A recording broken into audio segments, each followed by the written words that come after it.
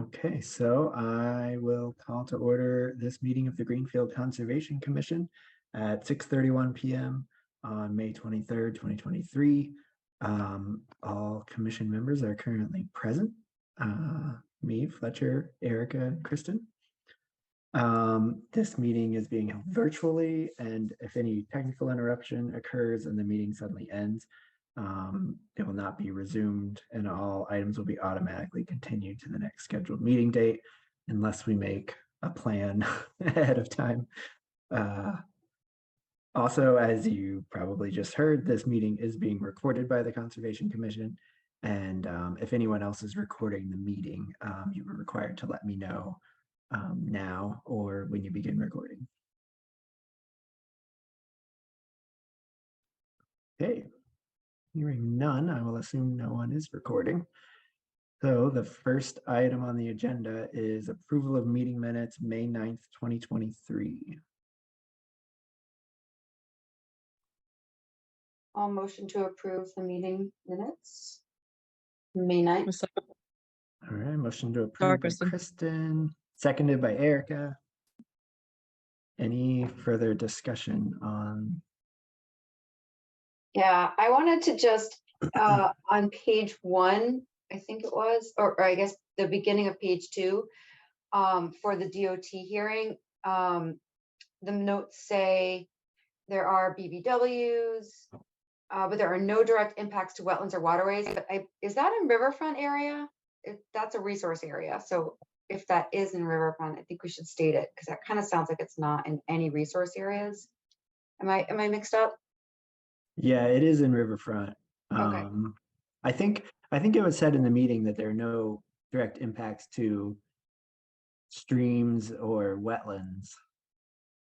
Right, but riverfront is a resource area. Yes, but riverfront is a resource area. It just sounds a little like, hey, it's a buffer zone only project, but it's not. So yeah. And then one other comment, that my name is spelled wrong on page 2,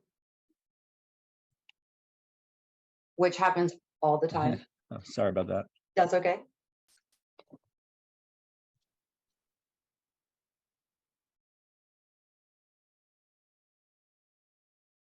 All right, any other comments on the minutes? Okay, there was a motion to approve. I'm going to do a roll call vote. Kristen? Aye. Erica? Aye. Fletcher? Aye. And I am abstaining because I was not at that meeting. Okay, so the minutes are approved for May 9th, 2023, pending those minor edits. Okay, so on our agenda for public meetings and public hearings, we do have one continued public hearing, 2 public meetings, and then another public hearing on the agenda. So hopefully it won't be quite as long of a meeting as it looks like on paper, but we'll see. So first up, we have a continued public hearing, notice of intent, roadway improvements on Route 2 Mohawk Trail at the intersections of Coleraine Road and several commercial plaza entrances, DEP file number 1680355. This is continued from May 9th, 2023. I'm just going to read the description on the agenda, just read that into the meeting. The project is intended to address roadway safety features and provide improved bicycle and pedestrian accommodations with sidewalk construction and bike lanes on Route 2. The work is proposed to improve vehicle and pedestrian traffic safety at the intersections of Route 2 with Coleraine Robbins Road and the entrances to several commercial plazas within the project limits. The project will improve conditions in response to motor vehicle accidents occurring at a higher rate than the state average along a heavily traveled route with hazardous intersections. The existing roadway limit configuration will largely remain the same, except for the construction of a new sidewalk at the entrance to the Big Y grocery store plaza and widening of the roadway to construct additional shoulder where necessary. Additional roadway improvements include the reconstruction of the islands and median, dedication of a marked bicycle lane in both directions, and new pedestrian crossings at traffic signals. And I will just state for the record that I was not at the last meeting where this public hearing was started, but I did view the recording and filled out a certification for the Mullins rule. So that allows me to vote on this since I'm all caught up with the previous meeting. So does someone for that project want to give us an update? I know there were several things that we were looking forward to at this meeting. I can start. My name is Okay. Diana Walden with the SC Group. The permitting and ecology side of the project design. And I think that we also have Paul Beatty from Parsons on, who is the project designer, and as well as Kathy and Kylie from Mass DOT, the project manager, and also the working on the environmental services side.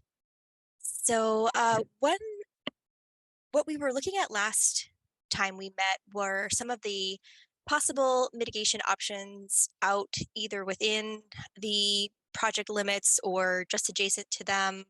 There was even a request to look at other parcels in town that might be Mass DOT parcels.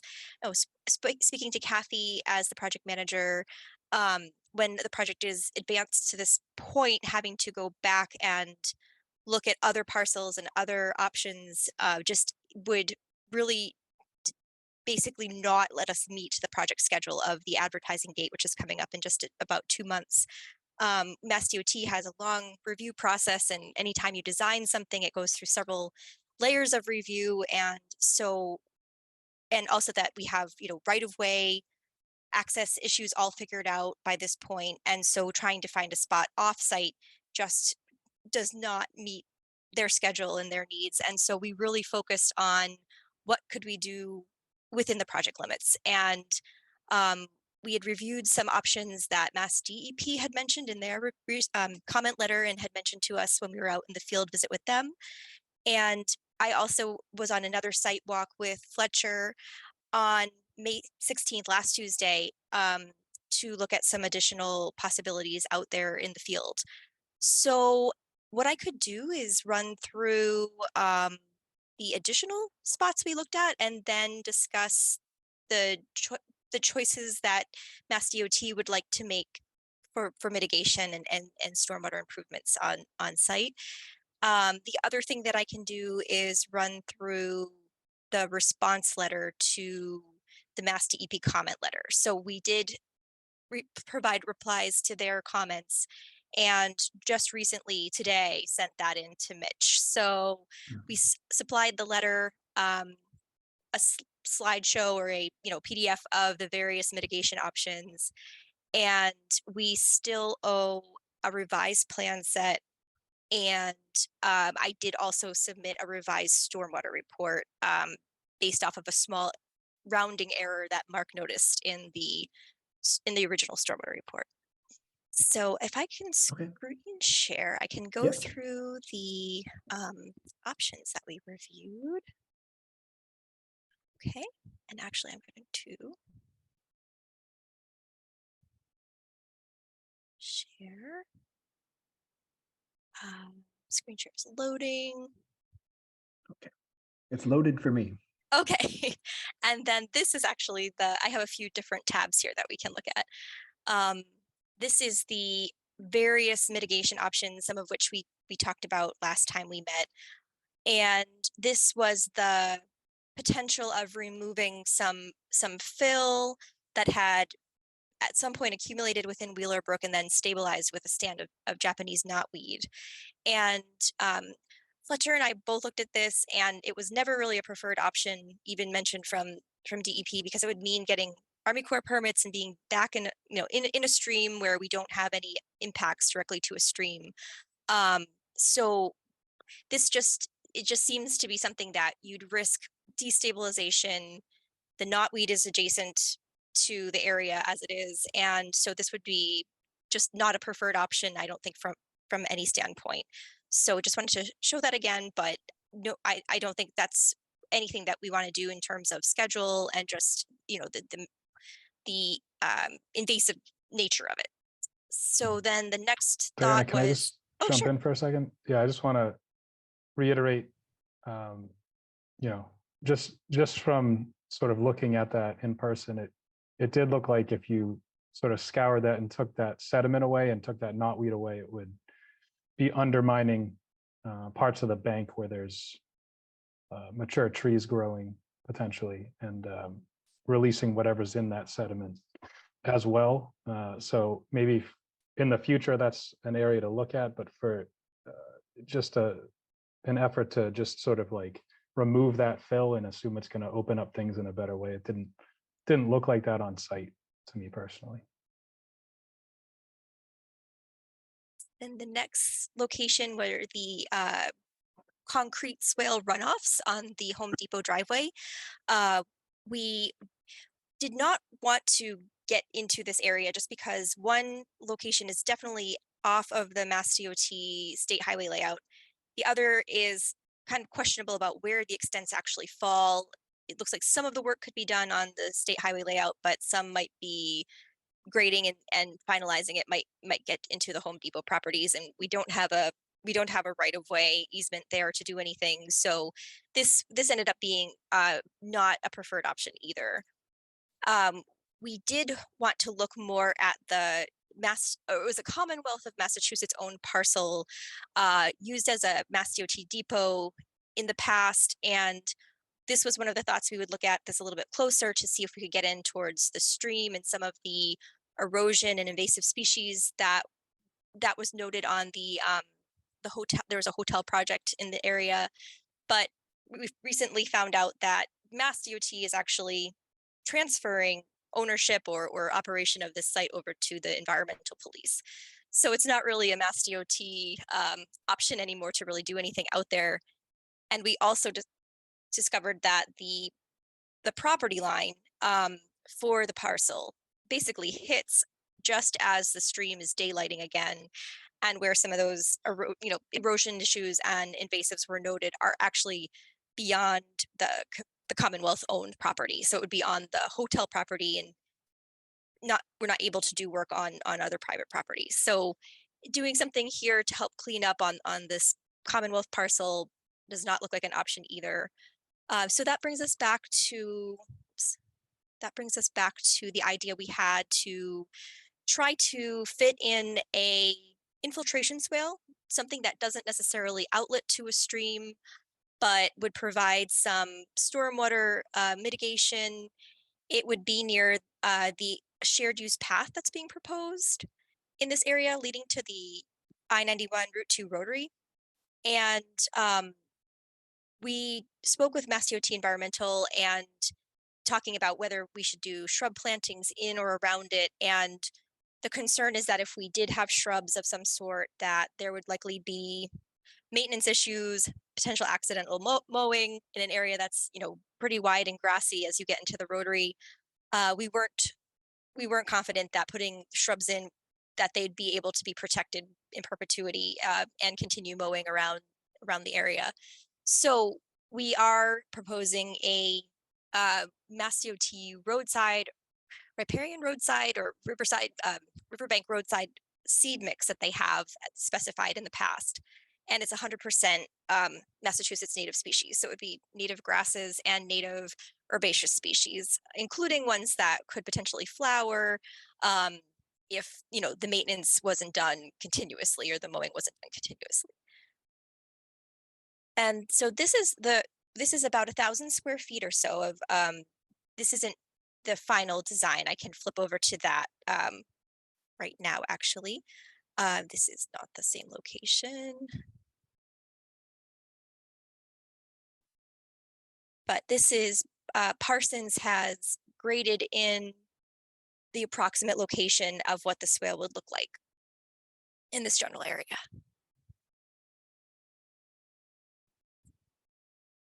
And so then we continued to look for other options as, we had reached the extent of the project limits, but we wanted to see what was available to the streams as you're in the right of way for the Mass DOT Rotary, the I-91 Rotary. So that would be a potential state layout that we could look at as we kind of go up along the Rotary's boundaries.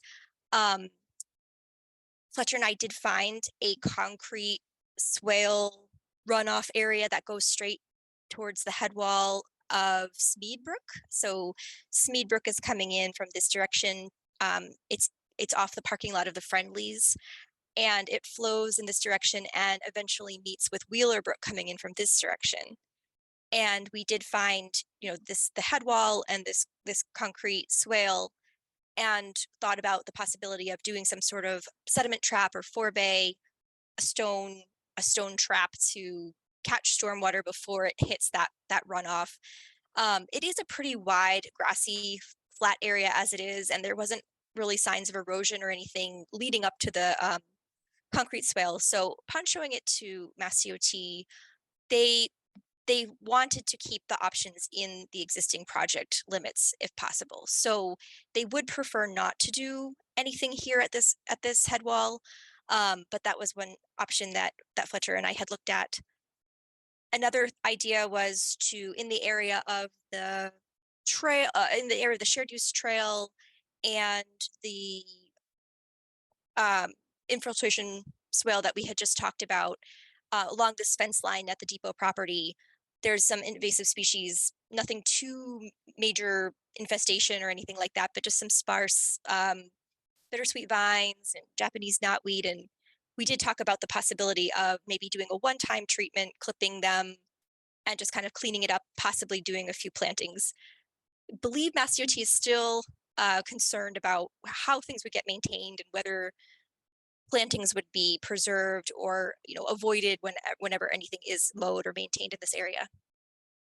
And so finally, there was a second location that we reviewed for the possibility of another small infiltration swale similar to the one proposed on the east side of the project. And this is near the Big Y entrance, the driveway here. And this is the little stand of knotweed and the sediment that we had looked at. So it's on the other side of the stream, north of Route 2, and there's kind of a grassy expanse through here. And we talked about the possibility of trying to fit in another one of those infiltration swales.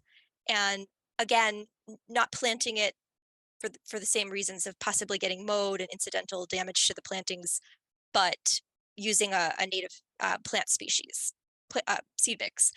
And at the moment, Parsons has drawn and designed in the swale to look something like this. And there is some existing vegetation that there would need to be some grading to tie in the grades to the swale. So I did want to bring attention to that fact that in order to fit it in this area, we might have to actually remove some vegetation in order to grade and build the swale. So the preferred options would be either, if the commission would allow us to just do one swale, would obviously be preferred in one location. But the two swale options are the mitigation that we were hoping to present for approval and discussion. And so we did look more closely at our riverfront area impact numbers. And although we had, over 19,000 square feet of riverfront area impacts, over 10,000 of them are temporary, and about 9,000 were considered permanent conversion of something pervious to impervious. And of that 9,000, almost 6,000 square feet were the two medians, where there was a grassy median that is being changed either to concrete or narrowed down to accommodate the different lanes and alignments. So that brings us to about 3,000 square feet that's on either side of Route 2.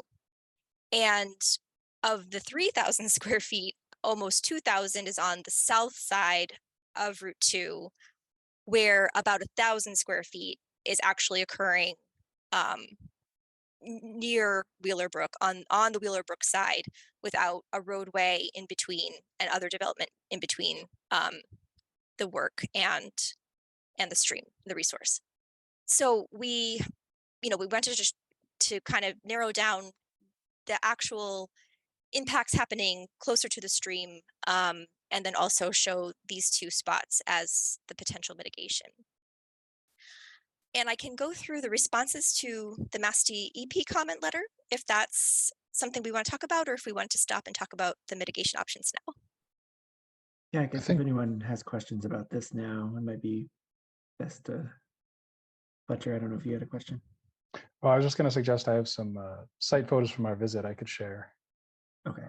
While you have this plan up, I was actually wondering, in this whole redesign, are the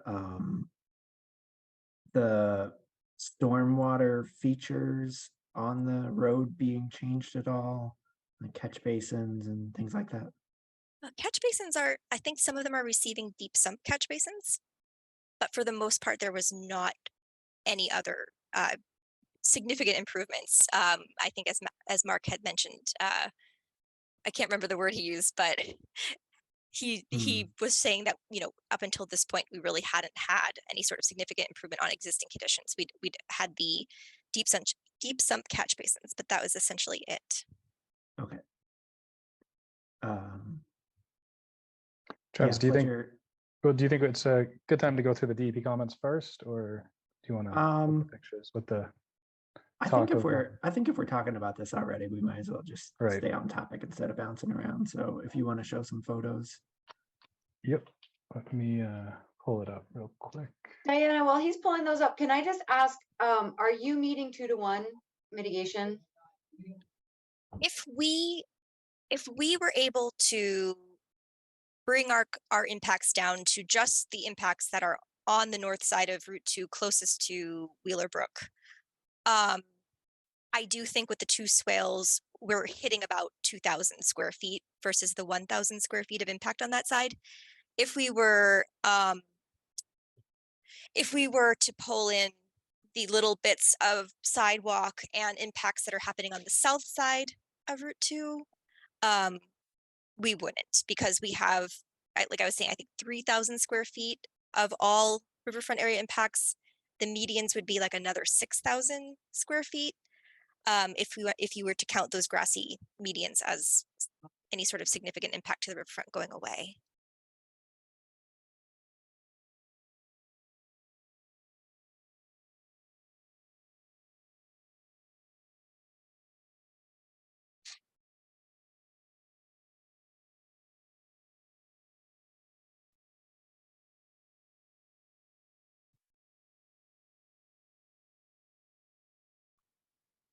Let's see. All right. So hopefully you can see the pictures as well as this tab.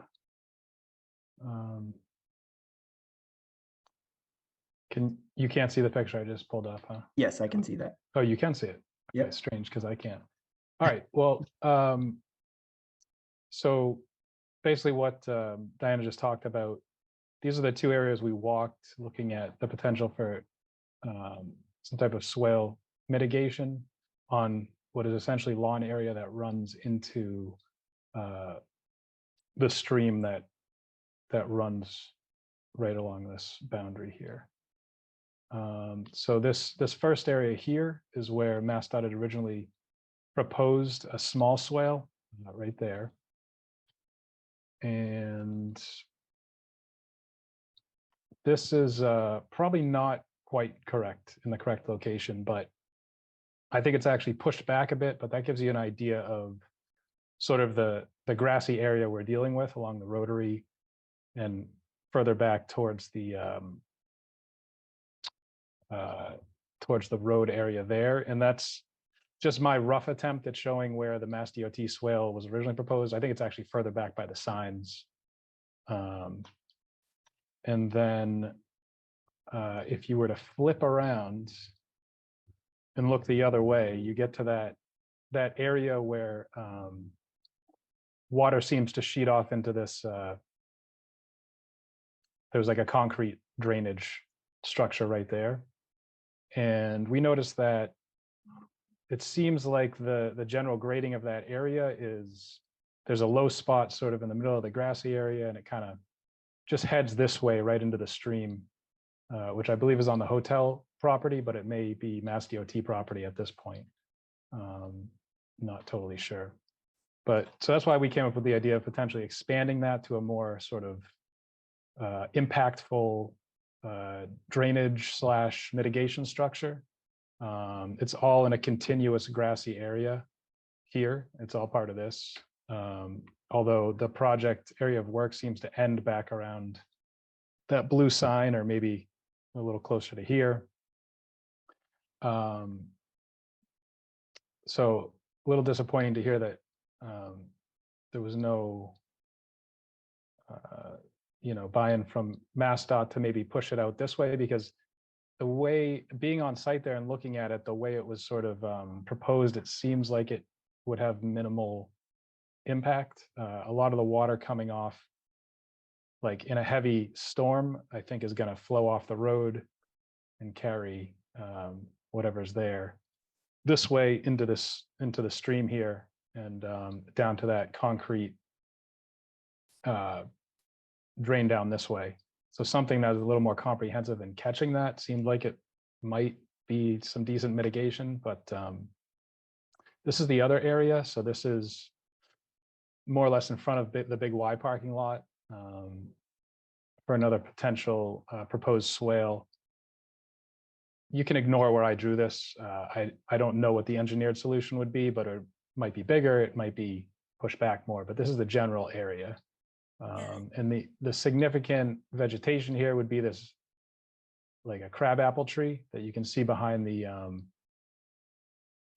guy wire here. So I don't know if that, Diane, is what you were talking about, would need to be removed to construct, but So actually, the swale will preserve that tree. So some of the grading kind of wraps a little bit around the base without impacting it. But Paul was explaining that it is the pole and the guy wire and the tree that he was trying to avoid. So the swale shown on the plan set kind of begins at the tree and then extends into the west, and the brush line would be impacted by that location. So, If I may just add, there is a proposed traffic conduit connection for the signals at the Big Y that runs from that pole down to the intersection. That's why it was not a good spot to put in a water-filled trench on top of an electric duct. You're talking about this location we're looking at right here, Paul? Yes, Okay. that's why it was moved to the other side to get away from the electrical connection. Got it. So you're saying that it sort of could be done, but it'd be shoehorning it more or less, or? Yeah, we'd have to. Or you prefer not to at all get in here because of the electrical? Well, we couldn't take a straight line. We'd have to kind of loop it around to make sure that it was on the dry side. Yeah. Okay. So, and I assume that you'd kind of want to push it back towards the vegetation edge as much as possible. Yeah, that's what I did. Was I just took the same exact shape from over by Coleraine Road and just copied it and placed it up there just for a quick what will fit. Okay. We can fine tune it and massage it if we need to squeeze it in. Yep. So I don't think I have any other really relevant photo. This was an attempt to look at the sedimented area right by the entrance to the Big Y parking lot. This knotweed as established is essentially blocking off this opening here, but what I didn't get a picture of is there's a tree. Yeah, I don't think I got it. There's a tree near, like right behind that, that's essentially sitting on the embankment that's sort of being buttressed by that sediment that's established. It just doesn't seem like a viable mitigation. It might be the opposite. But yeah, that's all I got from that visit. But it did seem like this swale over here had a lot of potential to be extended and actually catch, because it does seem like the runoff kind of goes northwest based on the lay of the land, and is surely bringing a lot of stuff really quickly into the stream on high flow events, I would think. But yeah. Right. Thanks for taking some site visit photos out there. Sure. If no one has any other questions on that at the moment, Diana, if you want to go through the DEP comments. Sure. I'm going to go back to sharing.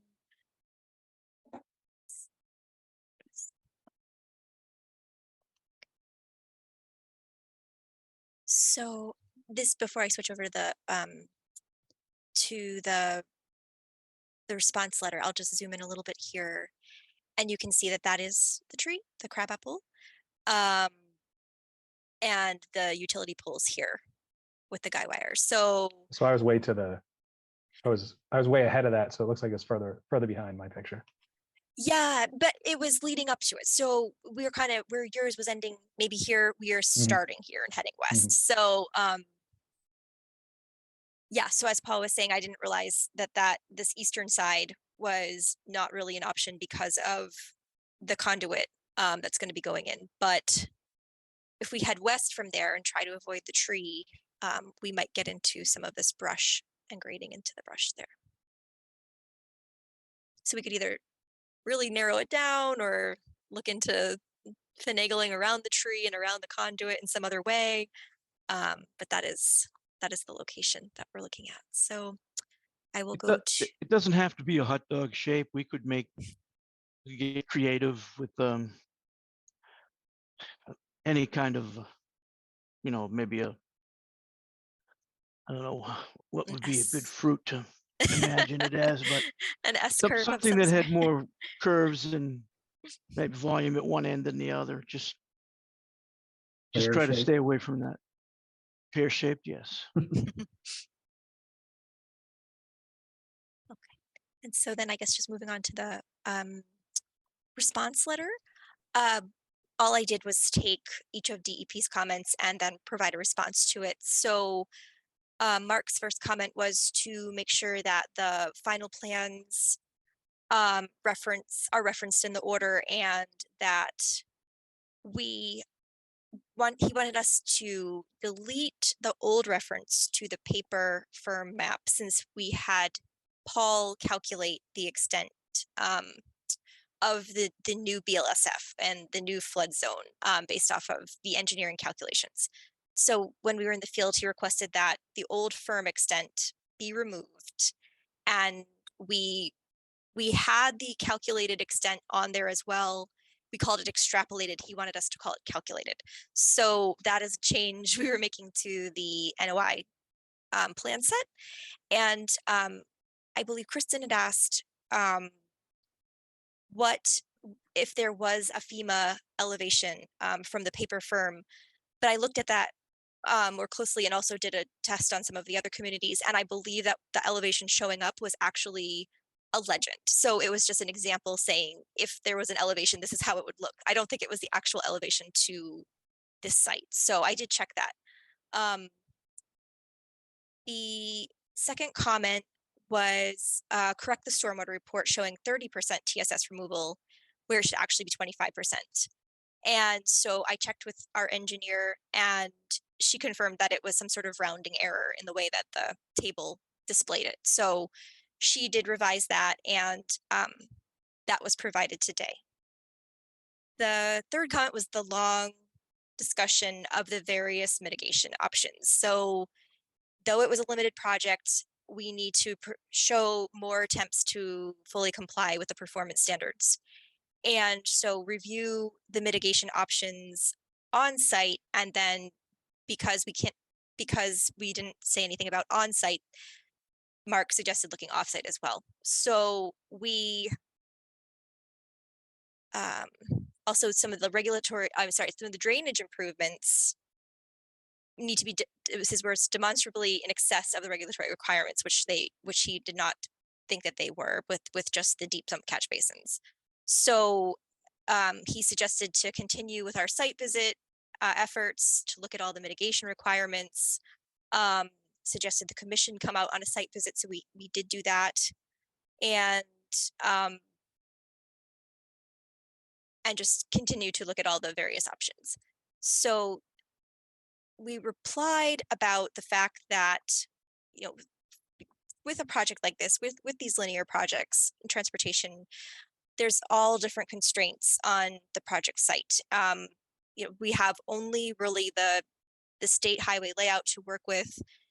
We have adjacent landowners, utilities, in terms of stormwater slopes that might not work for improvements, or erosion issues or placement of current outlets and potential to disturb more area trying to get down to those outlets to do something better. And so just in general, these projects are difficult to fit into the requirements, all the performance standards as they are. So we tend to ask as a limited project if there's any discretion to not meet the performance standards completely. Same with the stormwater improvements. Paul had looked at where all the outlets were, the fact that there's several tens of feet off the roadway and down slopes, and getting to them would potentially cause more impact than benefit. And he also looked at each of 8 low impact development options from Mass DEP's stormwater handbook, and found that in most cases there really isn't something, many of them don't apply to highway work, and bioretention areas require a lot more land than we have available. Vegetated buffers are better for sheet flow and not concentrated flow you might get off roadways. And using vegetated swales as outlets with the slopes that we have would just mostly require there to be stone to prevent scour. So, coming up with these little infiltration pockets is, the best low impact development options that we really have out there. And then we just went through each of the individual options that I also went through, and then this letter references those slides, and in the end proposing 1 or 2 of those infiltration swales with the native seed mix, and basically kind of reiterating all the stuff I already described through the mitigation options, and kind of a summary of the riverfront area impacts we have and what kind they are and how close they are to the stream or whether they're separated by the roadway already. Mark also noted that we had the 2 existing orders in the area for other projects and asked that our plans reflect the other NOI plan sets. And so we looked, and there's not much difference in terms of where our resource areas are compared to the ones from Big Y and Aldi, but we were going to try to digitize out any slight changes in those select areas. And then finally, there was a comment about the note that continuing condition that shall be set for maintenance and operation of infrastructure. And so our response in that case is that the stormwater management report does include an operation and maintenance plan and a long-term pollution prevention plan. And those would commit to comply with Mass DOT's NIPD's MS4 general permit, and also the anticipated transportation TS4 permit that they're working on. And they would also have the ongoing maintenance management, inspection, and best practices. So that was our response to the Mass DEP comments.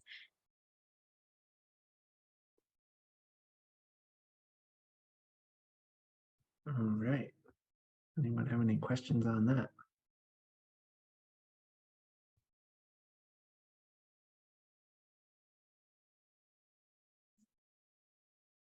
I just have a general comment.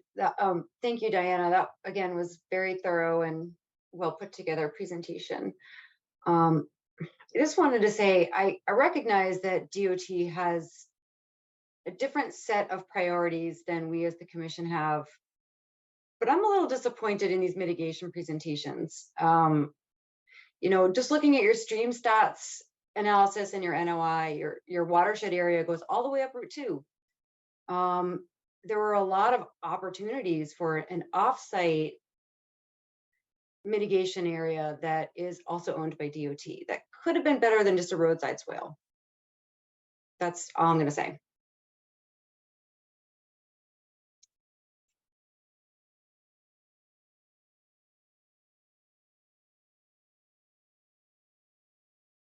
Yeah, on that note, did you want to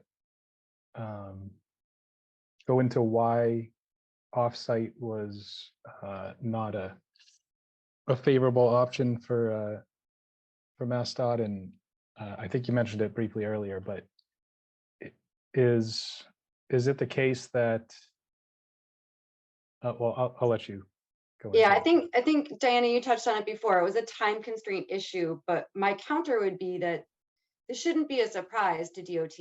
I mean, you guys know the regulations, so you could have looked at this earlier, knowing that this was a very area constrained riverfront area redevelopment, and knowing what the regulations are.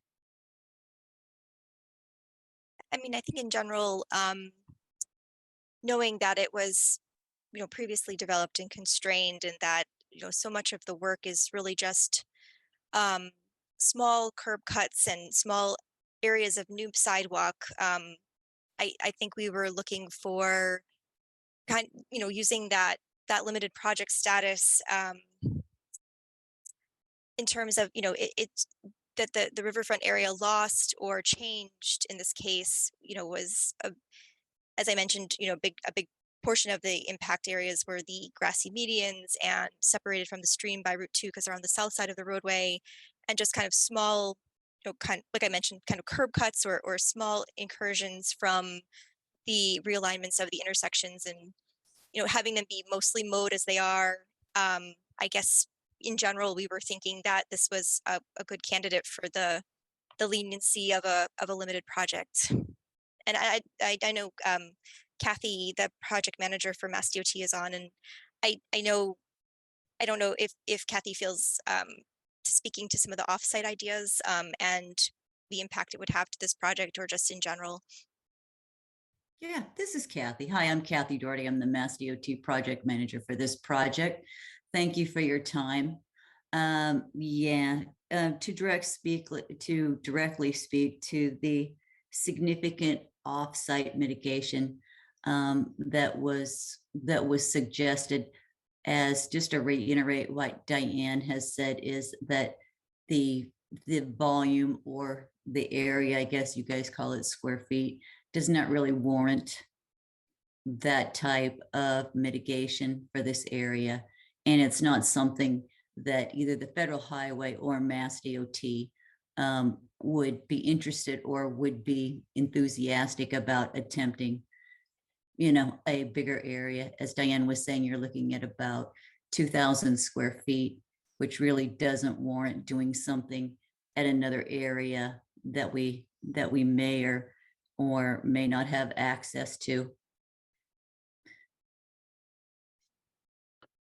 Is there something else that you wanted to hear from me? I just wanted to, while I have your attention and I have the floor, I just want to reiterate what Diane was saying. We would prefer to have one area, because we want it to be, because it is a small area, we want it to be as impactful and as significant as we can make it, so it's very noticeable, so it doesn't get destroyed, so it doesn't get mowed over. And we would prefer to do the one. We're happy to do, the two areas. That's fine. We originally, when we were talking about it, we originally liked the east area over by the Rotary, because the shared use path, and you're going to be able to see it because it's just like a level grass area. But then we were concerned maybe about the site distance and some of that kind of stuff as you were trying to traverse that Rotary. So Kathleen, did you have a thought on expanding? Well, first, let me just say that I think technically the impact is a lot greater than 2,000. I understand that the direct impact, like physical impact to resource areas is low, but Well, except I think- riverfront area, which is a resource area. fair enough. Yeah, right. So that's what I mean. Technically, it's a lot more than 2,000 square feet.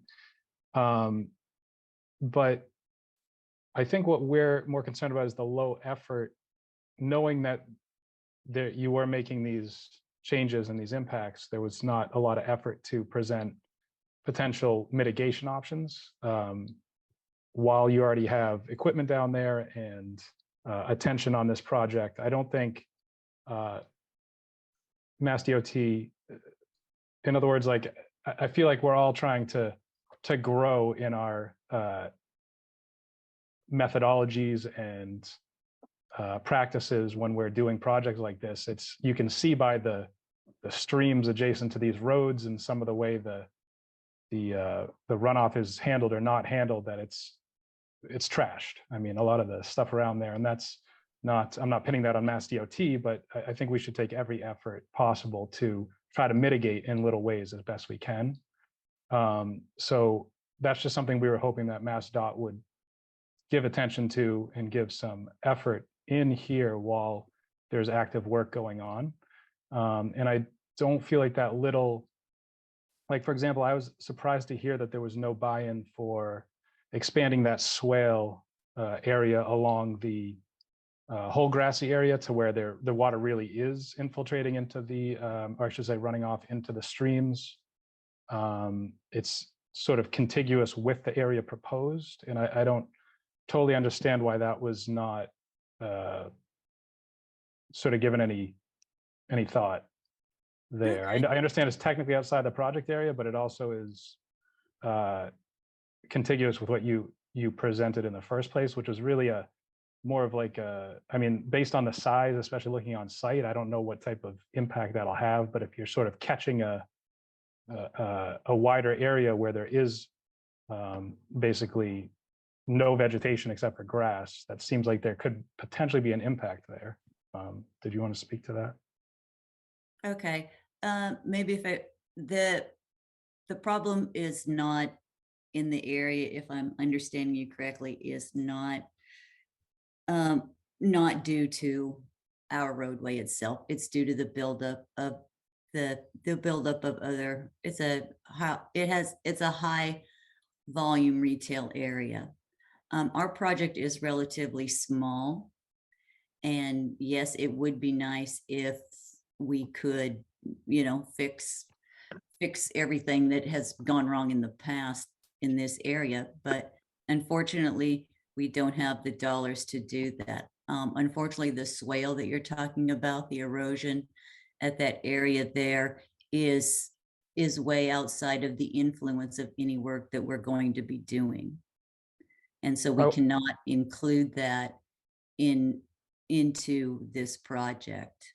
It's not erosion, it was just infiltration. We were trying to, I think, encourage infiltration as opposed to sheeting across the grass and just sort of pulling whatever's in that sheet flow or direct flow into the streams there. Yeah, and like I said, that's outside anything that we're doing is not impacting that area. It's an existing problem.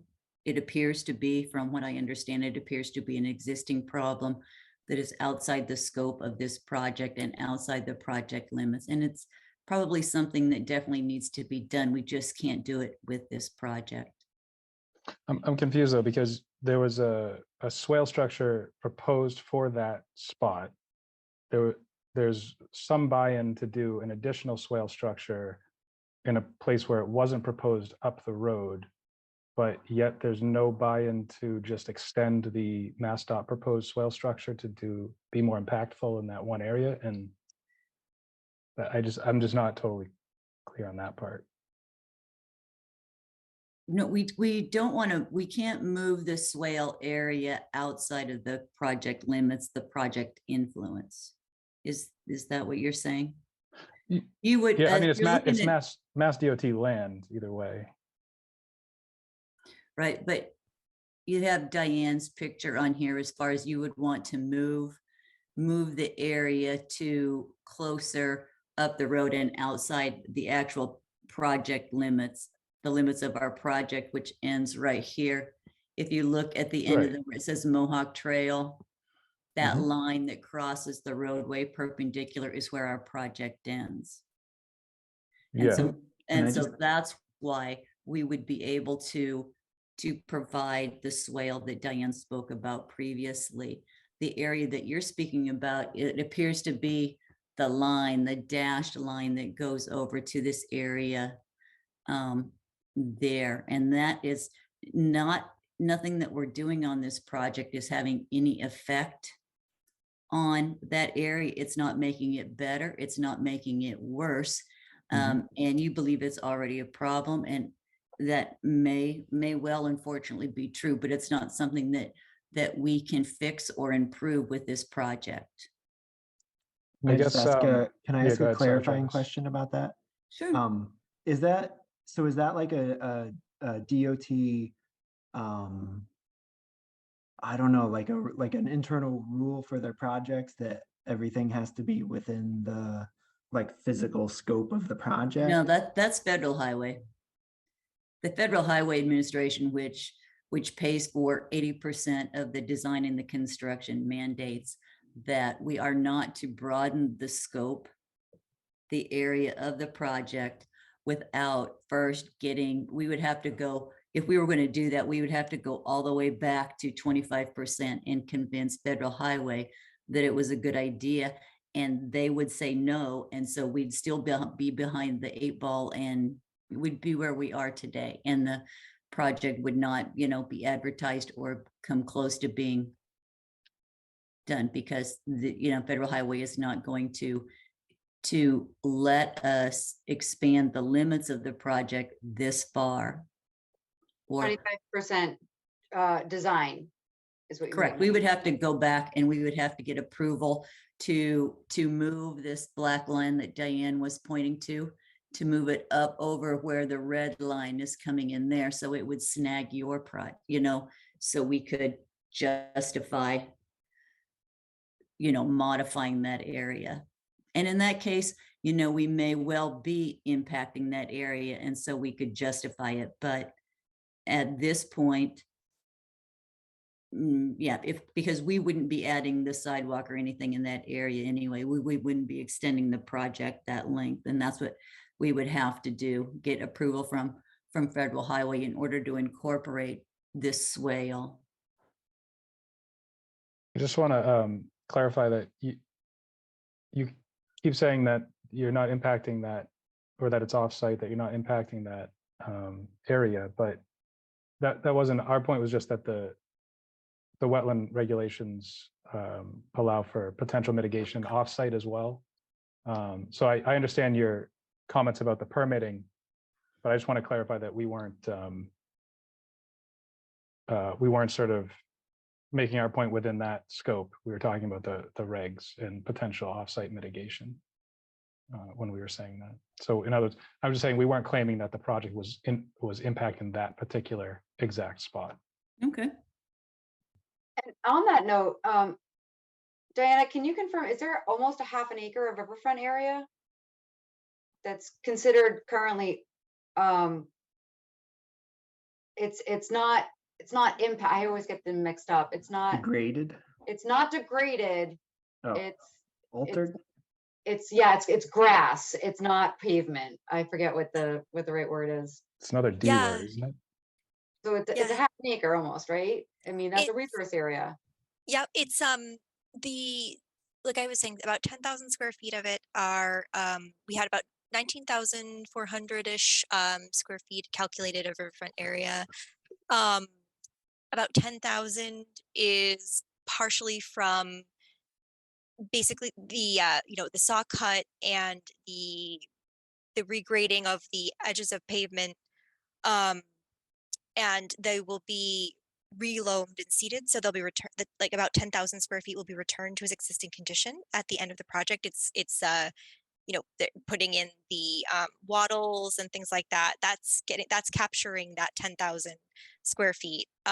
So that piece of it, so a little over half of the 19,000 plus is the temporary impacts just at the edge of the roadways. It will be reseeded and regraded and become grass again. The 9,000 square feet remaining, as I mentioned, is the about 5,900, 6,000 is the two large grassy median islands. And in order to accommodate the new alignment and bicycles and turning and things like that, they had to kind of narrow down the median. And so in some cases, it's just getting narrowed down to kind of a small linear concrete divider between the two travel ways. And so all of that 6,000-ish square feet of grass is gone, but it's in the middle of the roadway. And then, as I mentioned, that leaves 3,000, and 2,000 of it is on the south side of Route 2, again, edges of grass and edges of all the plazas and everything like that, where sidewalks are being installed. Yeah, so it is 9,000 square feet of conversion from a grass state to a concrete or sidewalk state or a small bit of roadway state. 10,000 of it is just disturbed and restored as a grass state. Thank you. That's helpful to know. And then just for the record, that's about 0.2 acres or something like that, right? It's pretty, yeah, that's pretty close. Yeah.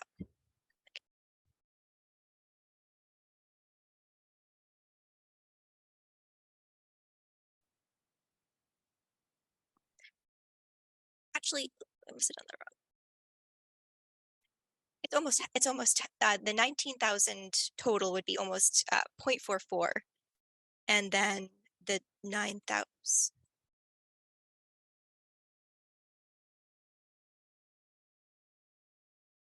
The 9,000 is 0.2. Yes.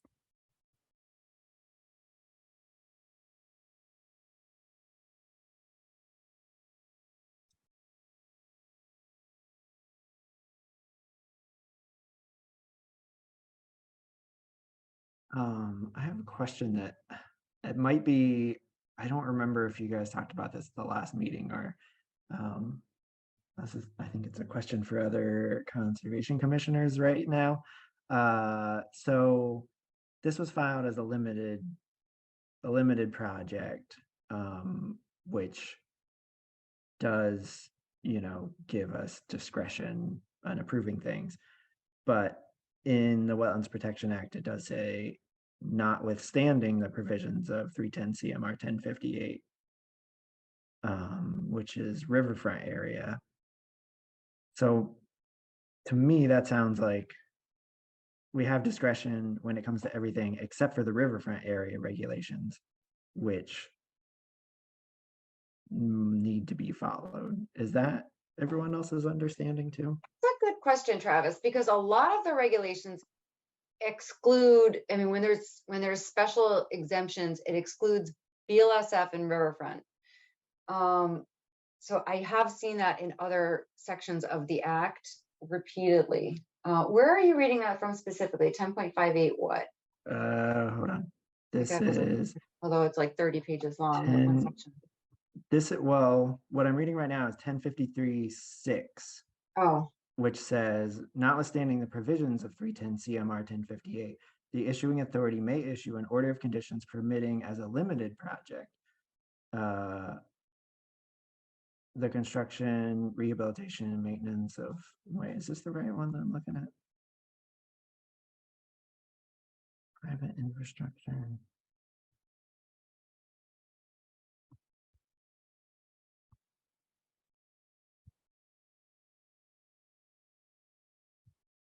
Oh, that's non-motorized. Oh, I think I'm looking at the wrong one.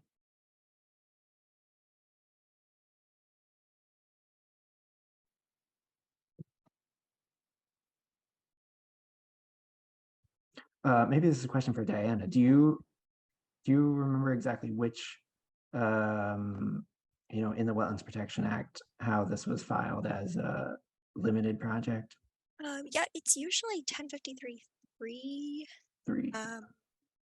And then it would be usually K, I believe. Let me see. For drainage structures.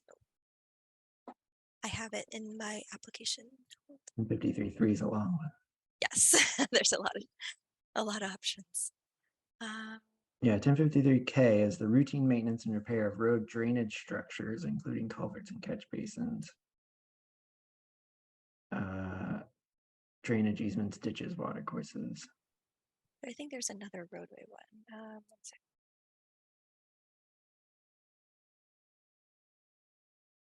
Yeah, I think there is too, and now I'm trying to remember. 1053-3F. Yep. Yeah. Allows for in part maintenance, repair, improvement of existing roadway, substandard intersections, and improving inadequate drainage systems. Yeah, improvement of existing roadways, but limited to widening less than a single lane. So, Which is the case, correct? yeah, and so the beginning of 1053 3 that's under does say notwithstanding the provisions of 310 CMR 1054 through 1058 and 1060, the issuing authority may issue an order of conditions. Which again, sorry, go ahead. I was gonna say 1060 is just the wildlife piece. So can you state that again? I'm just digesting it. Yeah, sorry, I'll just read the, hold on. So 10, oops, clicked on the wrong one. This is 1053-3. Notwithstanding the provisions of 310 CMR 1054 through 1058 and 1060, the issuing authority may issue an order of conditions and impose such conditions as will contribute to the interests identified in Massachusetts General Law 131, Section 40, permitting the following limited projects, although no such project may be permitted which will have any adverse effect on specified habitat sites of rare species as identified by procedures established under 310 CMR 1059. In determining whether to exercise its discretion to approve the limited projects, the issuing authority shall consider the following factors: the magnitude of the alteration and the significance of the project site to the interests identified in Massachusetts General Law 131-40, the availability of reasonable alternatives to the proposed activity, the extent to which adverse impacts are minimized, and the extent to which mitigation measures, including replication or restoration, are provided to contribute to the protection of the interests.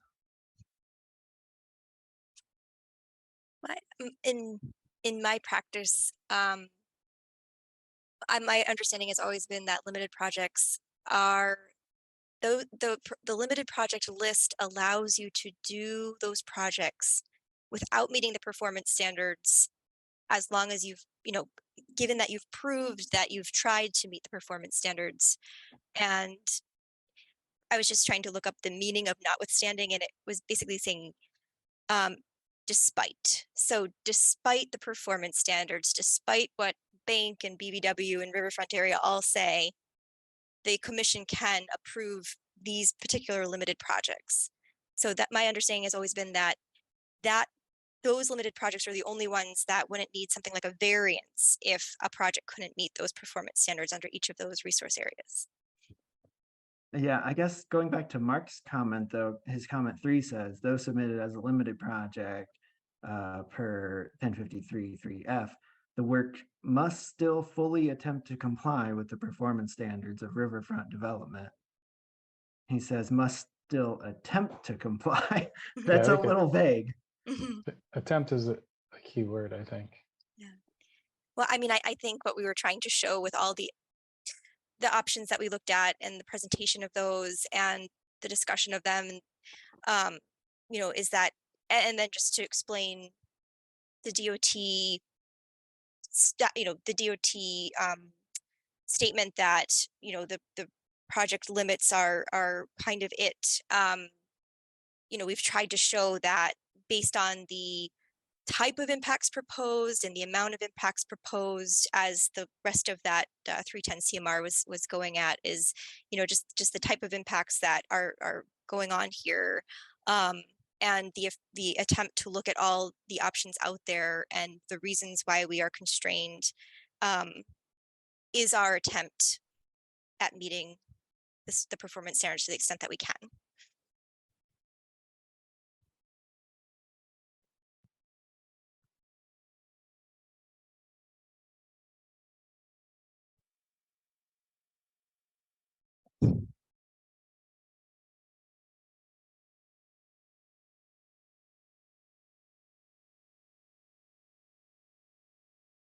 So I'm wondering for the other conservation commissioners,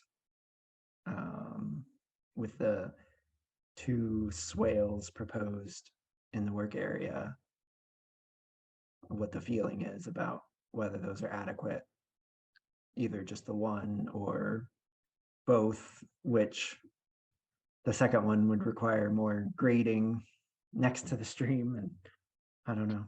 Yeah, I guess that's a question I had for really anybody qualified on the call to talk about it. Is, are we talking about really a net gain as far as sort of stream health and handling of runoff and infiltration here. I don't think I've heard a description or seen a picture of what these swales would actually look like in the end, whether they be surfaced with stone or if it would be, it sounded like it might be a seed mix instead or something, but that's a question I have before I could answer Travis's question. My understanding is they would be fully vegetated and they would use that native seed mix for the surface, loam on the surface and the seed mix to help infiltrate the stormwater and to provide some water quality. But that maybe, I don't know if Paul can give any more quantification to that, or if that's something that we'd have to work out. I would Yeah, and just state sorry. that Go ahead. the Mass DOT Stormwater Management Manual describes the swale, and it is constructed with the loam and the seed on the top, and then there is, I believe it's like 30 inches of porous or permeable material underneath to help infiltrate. And according to the soils maps in this area, the soils are receptive to passing water fairly well through them. So infiltration is a real possibility here. And Did my screen share those Yes. pages? Okay. the swale itself would be basically, right now it's designed a 10-foot width with 2 4-foot side slopes at 3-to-1 and a 2-foot bottom channel, which would, again, similar to this picture, the slopes will be rounded, the bottom will be somewhat rounded. Yeah, I don't think we would have the check dams. You wouldn't have the an check inlet dams pipe. because you don't have an inlet pipe. Most of the surface water is collected in the roadway because of the curbing that's along both edges, which over the years may have settled some, but with the removal and resetting in some areas, it will be restored to direct the water towards the catch basins more. I believe that a 10-year storm should be handled within the roadway. But if it were to be a heavier storm and would overflow and would fill into the swale and then infiltrate down through. Got it. Thank you. And just to not throw Diana under the bus, she did mention that her impression of what the construction would be like, and it was much like that. So I just want to, I did hear something about it, but it wasn't straight from MassDOT. So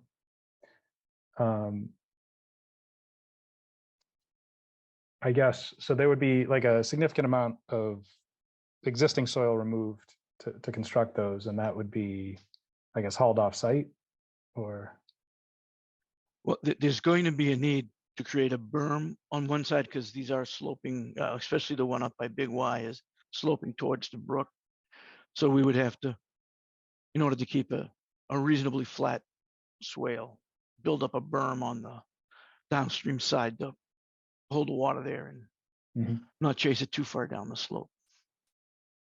Got it. So you use some of the excavated fill and then.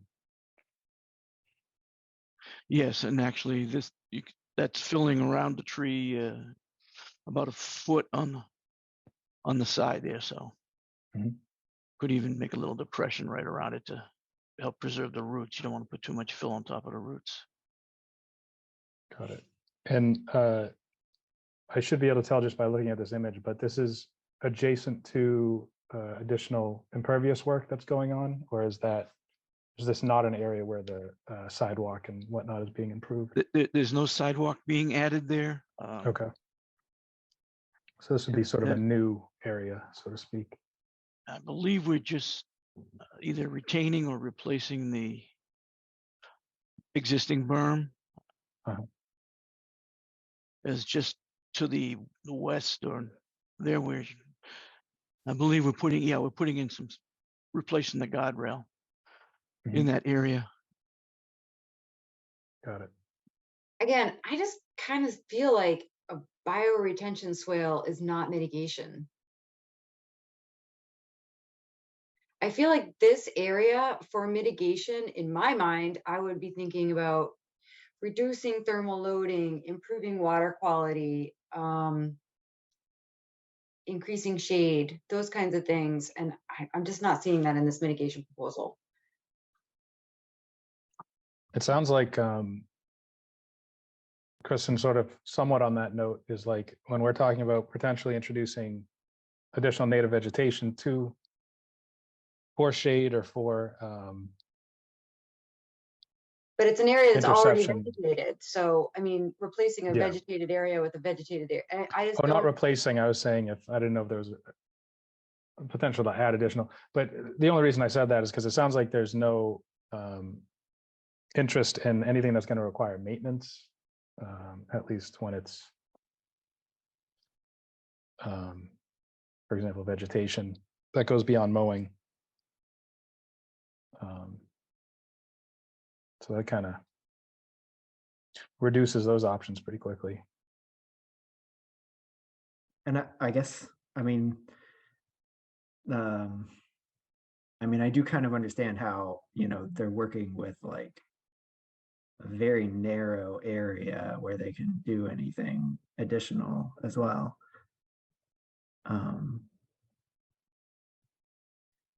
So it does, it's a little different than most of the projects that we get where there's like a whole site where there's like a building being built and, how about you build it a little to the left and put something over there.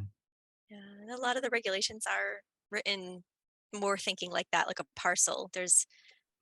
I don't know that there's always been a ton of thought into more linear projects or the option for, if you are going to develop a parcel, have you looked around town for parcels that are still available for purchase that are not by a riverfront or do not include riverfront? And so when you're dealing with the existing infrastructure and the existing state highway layout, which is, this line here, and, the portions of the state highway layout that we're in, adding trees to the stream, we kind of have trees along the stream in this case.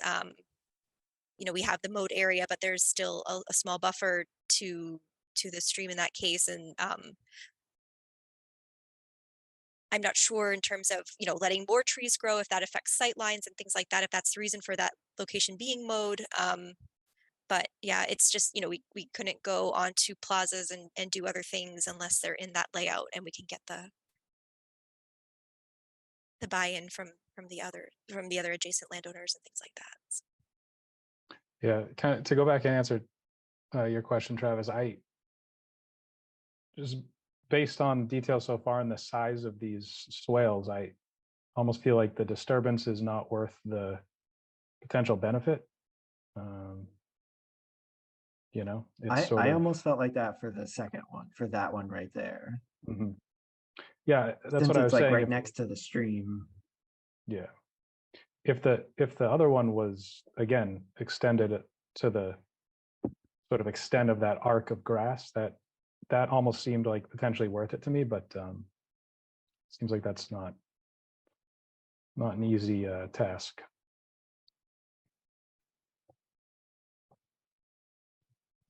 So I guess a question then is, before we discuss this over and over until 10 p.m., do we feel like we have enough information to finish this tonight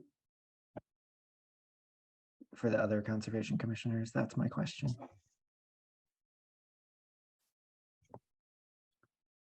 I know, I think Diana, at the last meeting, you said you would like to finish it at this meeting, but if it had to go one more meeting, that could work with the time frame, I think. I think that is the case. We might have to ask for, if we do go to, I think it's June 13th, that maybe the order could be drafted, or we could, start looking at a draft ahead of time and be able to potentially almost have it issued shortly after that meeting versus like closing and then potentially issuing, in another few weeks, if there's any way to be able to get that part kind of started or ready to finish at the next meeting. I think the schedule could handle that. But I mean, we have to have a reason for doing that, right? So is there other Yeah, if potential there's any other mitigation, or is there, information. yeah, any um,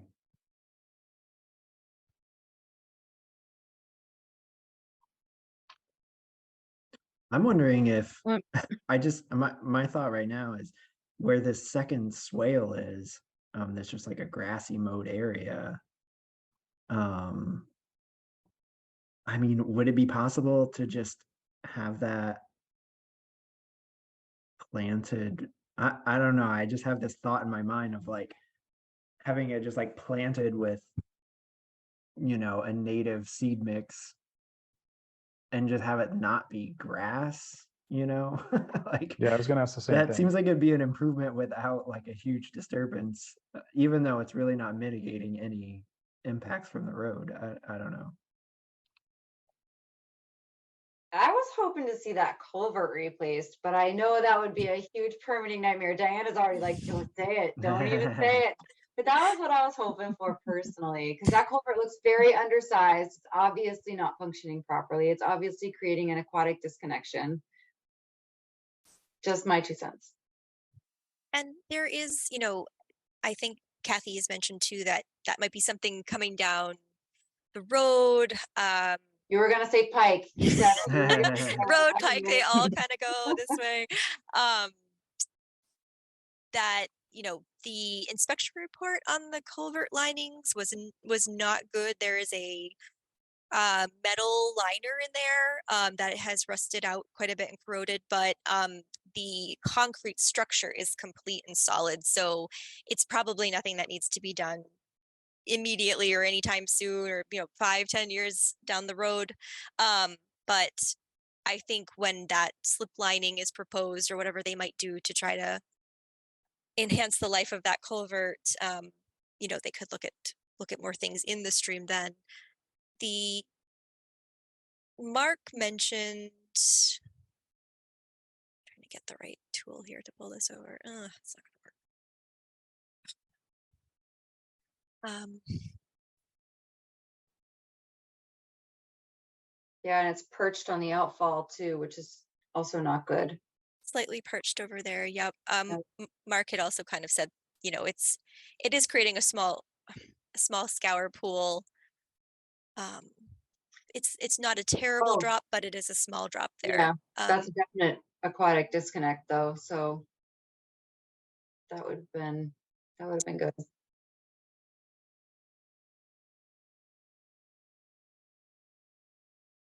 Just for habitat continuity, flow capacity. It's obviously constrained on the wing walls. That's Nice to have an open bottom culvert there. yeah, it doesn't meet mass stream crossing standards. That's a pretty poor culvert. That would have been a great mitigation idea, but I realized this late in the game, that's not really feasible. But in your future planning, when you come across these types of permit constraints, maybe think about those kinds of things. Do you have a culvert that's maybe in need of upgrade, that doesn't meet the Massachusetts stream crossing standards, that poses an aquatic disconnection? That would be awesome mitigation to propose, and just think about it early in the process.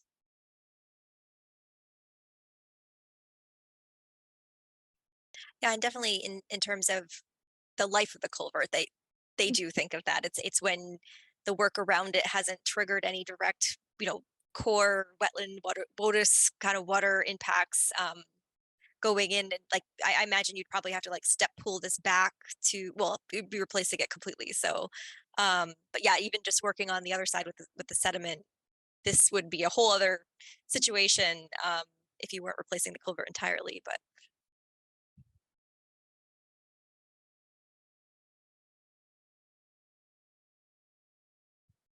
Did anyone from MassDOT have a thought on the grass potential for, I don't know if that's Kentucky bluegrass or what is the standard grass on the side there, but maybe for replacing it with a grass mix made of native species? Is that something you ever do, or?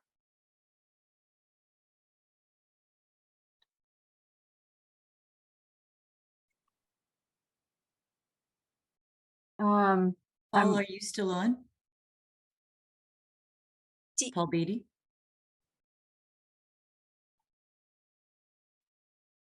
Just have No. to find the mute button. Okay. I'm not sure what type of grass is out there. I know Diana did send me the Mass DOT grass standards today, 'cause I was looking for the river bank mix for the swales. I could look through that and see if there's any other standard. Yeah, there's a whole list of upland seed mixes. They've got a short grassland mix sandy soil, pollinator meadow mix, and certainly mid-height pollinator mix, mid-height grassland mix. So there's tons of options. It's just a matter of does the message make it down to the people mowing? We noted that there might have been signs for no mowing that can get put up, but whether that's always always applied is another question. I mean, certainly if a grass mix here with some with some hope that different species and wildflowers could potentially grow at least at the edges, or maybe more of it could be left unmowed without messing up sight lines.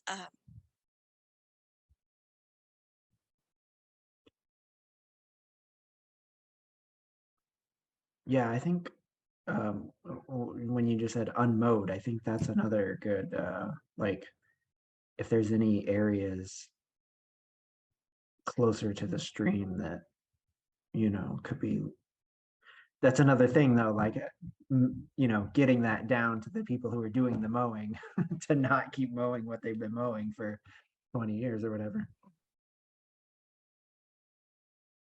Yeah, they seem to have permanent signs on the highway to themselves that say "Don't mow." So maybe that's the. I think there's some in the rotary there, and I think they've done pretty good about leaving that. Nice.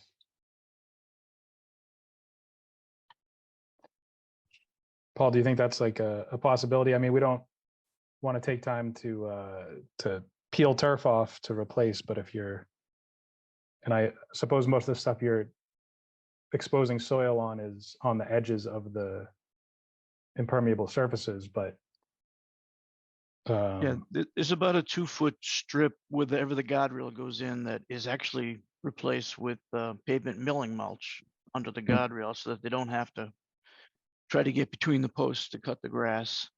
Mhm. And then there's a little bit of slope connection work behind it, so there's not a lot of area to replace new area that we'll be taking out and putting back loam, and we could seed it with whatever we wanted. Again, it's a narrow strip. We're replacing curbing or at the back of the new sidewalks, sloping in the existing. But that's about it. Got it. All right. So back to Travis's question, do we feel like we have enough information to? Yeah. And if there are no more questions, we can open it up to the public too, if the conservation commissioners don't have anything else.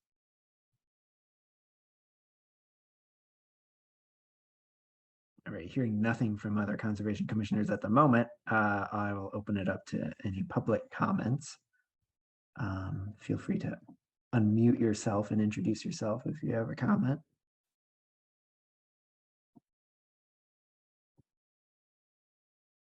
Right, not hearing any comments.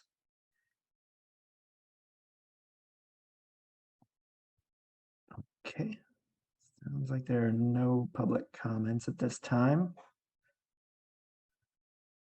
No, yeah, I mean, Well, I don't have a question, but I have to say I like Travis's idea of making some sort of like just a little bit of habitat area. That would sort of make me happy, rather than just grass. I mean, I was kind of leaning toward Fletcher and Kristen, but then when I heard the explanation of why you can't expand the project and all, it seems like they're very, very limited as far as what they can do. So I think doing the best that we can with this little bit of space is is the best we could do at this point, I guess. Are you, Erica, sorry, are you saying like a no-mo area or?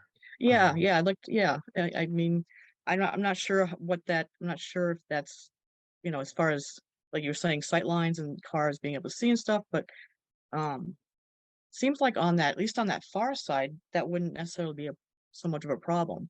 I could see maybe on the near side, right after the rotary, that might be, people trying to get into Big Y, they might, they can't see, but yeah, at least Yeah. just opening it up to, I don't know, pollinators or berries or something for birds, or Yep, I think that'd be an improvement if there was a margin of unmowed grass along that existing vegetation line. But again, if that's actually going to happen, great. Right. But if not, we shouldn't pretend. Mhm. Yeah.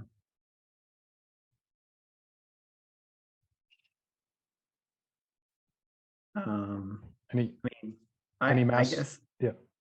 I guess I'm just thinking like, I mean, I don't want to, I don't want to keep holding this up forever over like nickel and diming a little bit of grass being mowed. I mean, I almost feel like maybe just the one swale, like, while although it's not maybe as much as we would want, like maybe that's what's feasible at this time. Which one, Travis? The one that you wanted to be extended. The eastern side, Yeah. near the rotary. Yeah, near the rotary.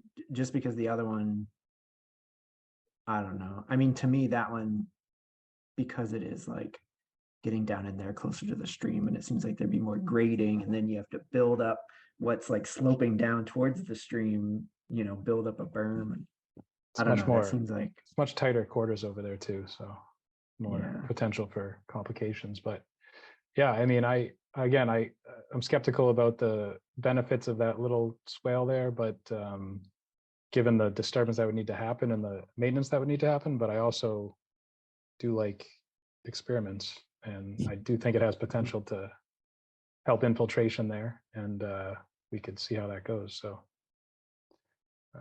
I'd be up for that one for sure. As some mitigation. And so I guess, I mean, we haven't heard from Eric or Kristen on that, but if someone, wants, you could make a motion. If we feel like we have enough, we can close the hearing, and we could then issue an order of conditions.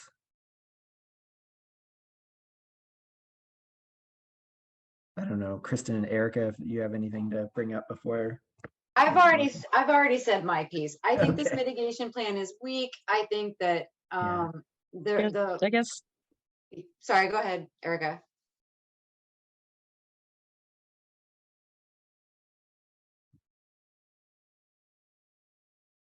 Oh, Erica, I think you froze. You can go ahead.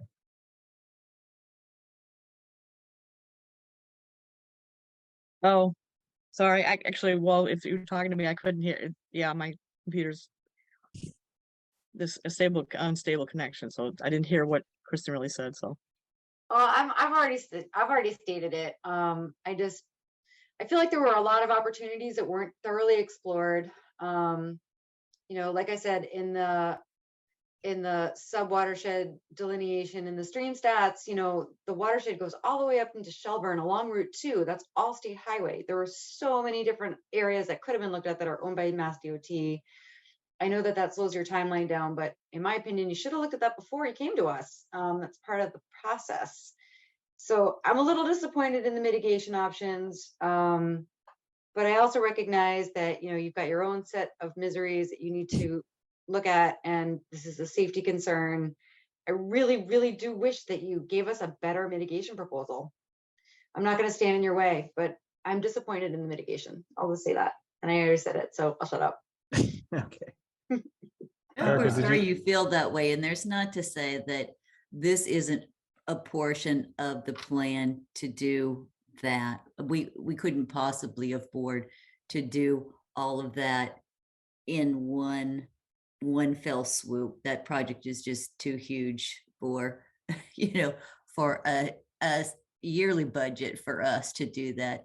And that isn't to say that this isn't one portion of that. And due to the condition, as Diane was saying, the condition of that culvert, that it is not going to be long before that has to be brought up to, and in which case they'll probably do a much better job in that area. It's just not a part of this project. Yeah, and I recognize that culvert was probably put in the 60s or 70s, but those are the kinds of things that I would hope that you'd be thinking about when you're looking at these projects. In the long term, when you're looking at your long-term 5-year plan or projects that you've got earmarked for 10 years from now, you know what the regulations are. You can start thinking about those things ahead of time and getting the funds allocated in the right places ahead of time so that you're not stuck with a small budget and constrained by things that you're claiming to be constrained by, like area and funds. These regulations aren't new. That was my only thought. Yep, thank you. Erica, I wanted to give you a chance to speak too, if you had anything to add.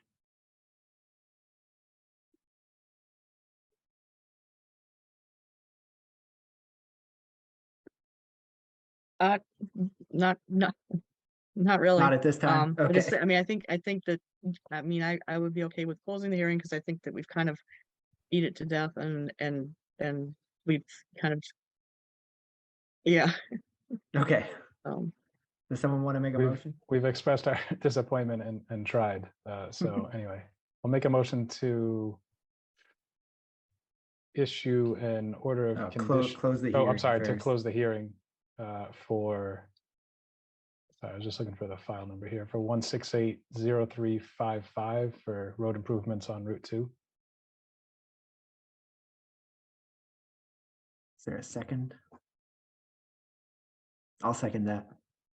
second, Okay. All right. All those in favor of closing the hearing? I guess we're supposed to do a roll call Oh, vote still. can you hear me? Yep, I can hear you. You're just very delayed. All right, I'll do a roll call vote on closing the hearing. Erica? okay. Yeah, sorry. It's like talking to somebody from China or India. Aye. All right, she's an aye. Kristen? Aye. Fletcher? Aye. I'm also an aye. All right, so the hearing is closed. All right. Fletcher, did you want to make a motion to issue an order of conditions? I'll do that. Make a motion to issue an order of conditions for Route 2 Road Improvement Project, Mass dot file 1680355.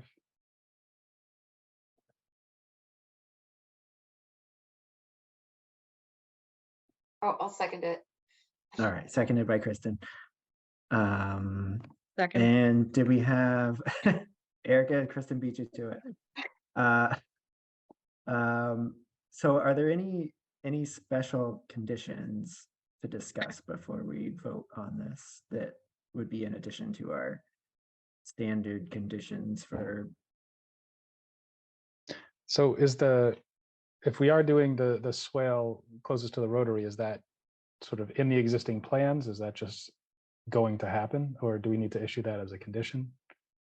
We do need to get you an updated plan set. We'll take Okay. the second swale out of the one that I showed you tonight and make sure the other pieces that Mark had requested are on there. And then that will also have that swale shown, Okay. the swale to the east. All right. Maybe, maybe just to cover our bases, we could have a special condition asking for updated plans showing the mitigation swale as discussed or whatever. Sounds good.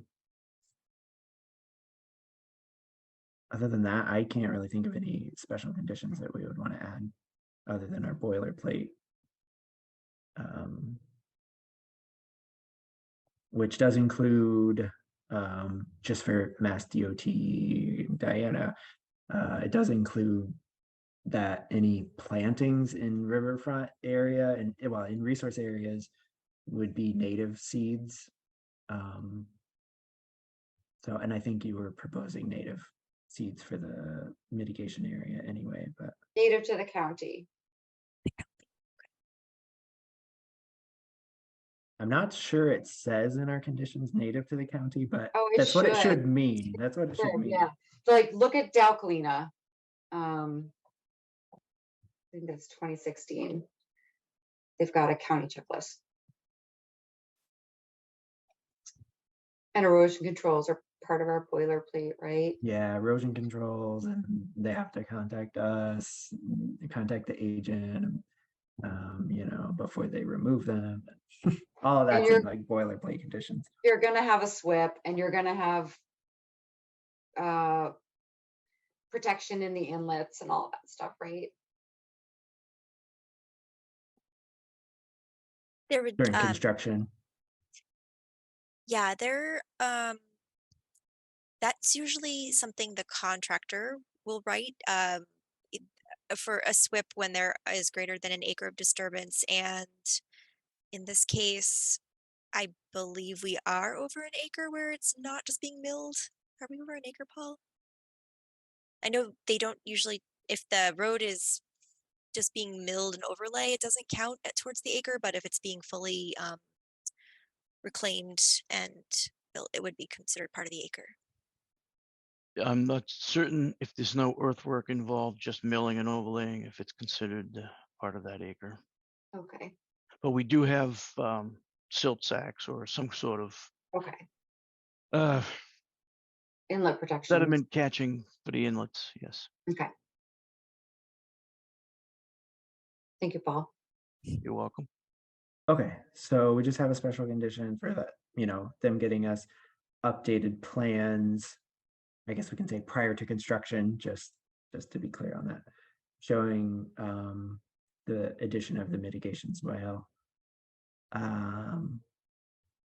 Any other special conditions before we vote on this?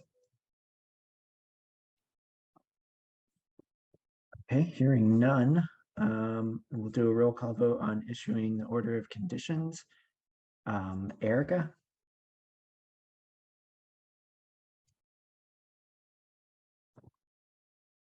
Aye. Kristen? Aye. Fletcher? Aye. All right, and I'm also an aye. So we will be issuing an order of conditions for this project. Thank you. Thank you very much. Thank you for your time. All right. You too. Thank you. And thank you to everyone else who's later on our agenda who are sticking around. Have a good night. Thank you. Thanks. Right. Okay. Travis, I'm gonna try restarting my computer, see if it helps. Okay. Do If we want to take just a 5? Yeah, I was mean, gonna say if there are no objections, we'll do a Okay. 5-minute recess. Come back at 8:14. I have 8:09 right now, so 8:14 we'll come back.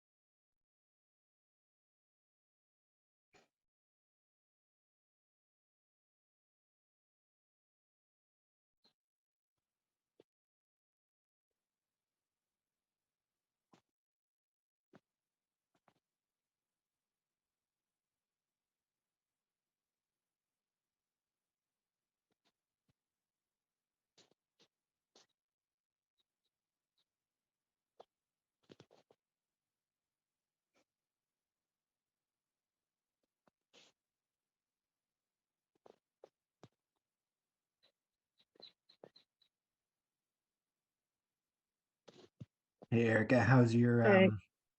video doing? My computer's like crapping. So I'm gonna have to use my phone for Okay. the rest. I was gonna say good. there's no delay. It's good so anymore. far. Yeah, I'm on my phone. Okay.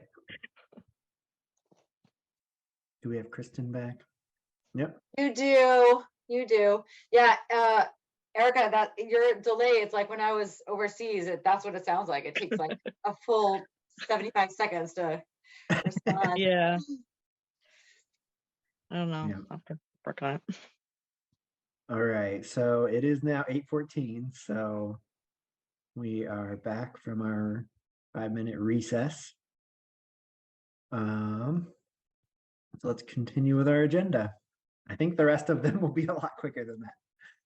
All right, so next we have a public meeting request for determination of applicability deck addition at 56 Cheapside Street, map 9, lot 8. And I'll just read the description on our agenda. The proposed work involves the addition of a rear deck around the existing 10 by 20 foot deck. The existing stairs will be removed. 2 new steps will be installed down to a landing. The new steps will be 2 feet longer than the existing steps. Silt fencing will be used during construction. And do we have someone here to speak about that project?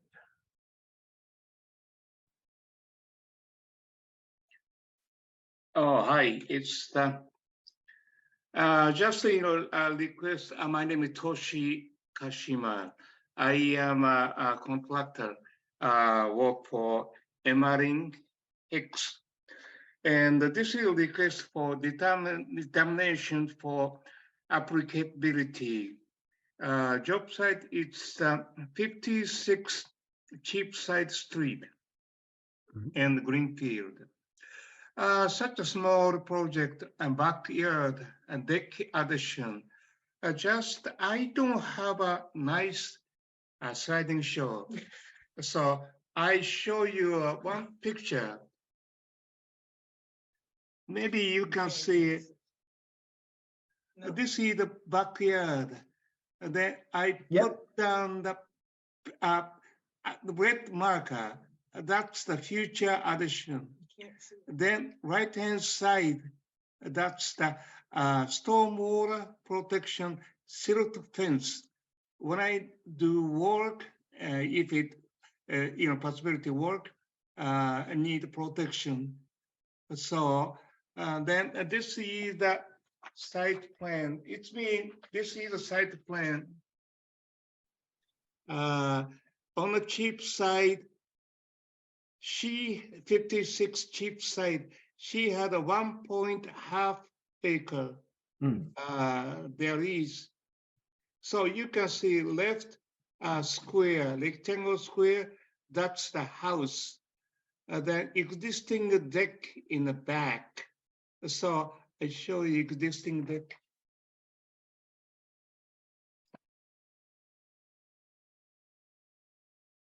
This is the backyard. Yep. So this house history built 1762. It's mean long age, 259 years old.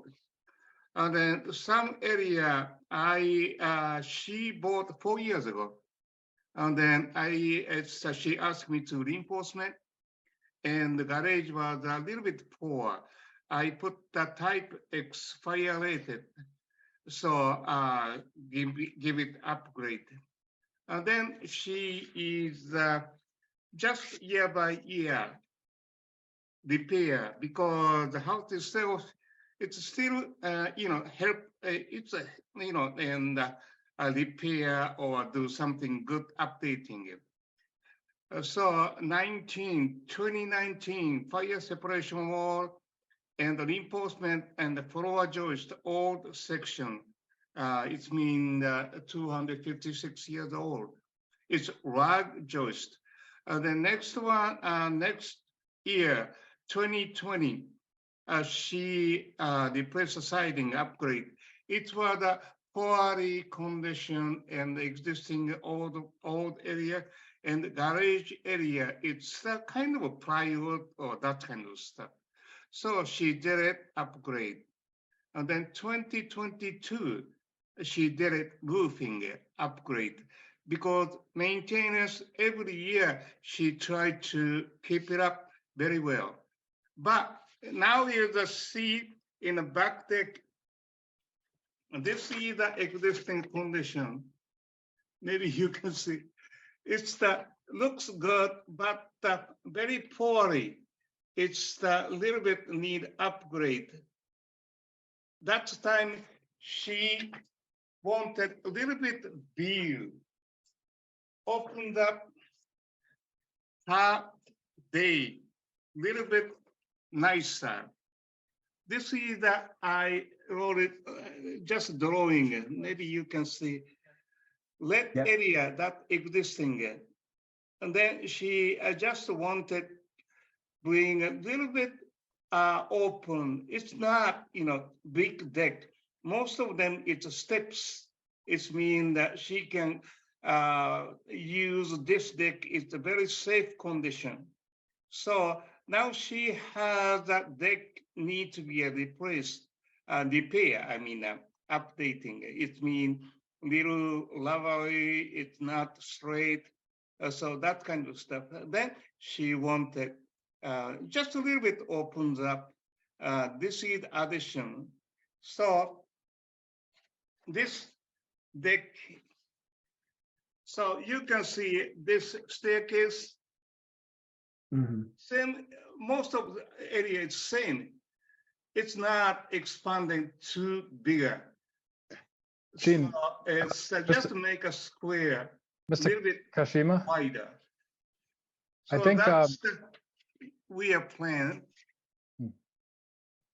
So, Mitch, excuse me.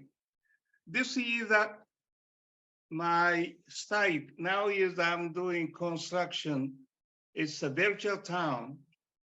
So this is a silt fence. It's that 6 up to 8 inches silt fence, silt cloth into the ground. So catch it up as some David very well. So still good shape. Okay. So that's that I can explain. So Okay. it's such a small area. So Yeah, thank you. I think Fletcher was going to say that we might have some site visit photos or something that our conservation agent took that Mitch took. Yeah, I have some photos I could share. So these are the stairs that are coming out, and then the deck is being expanded to this white line.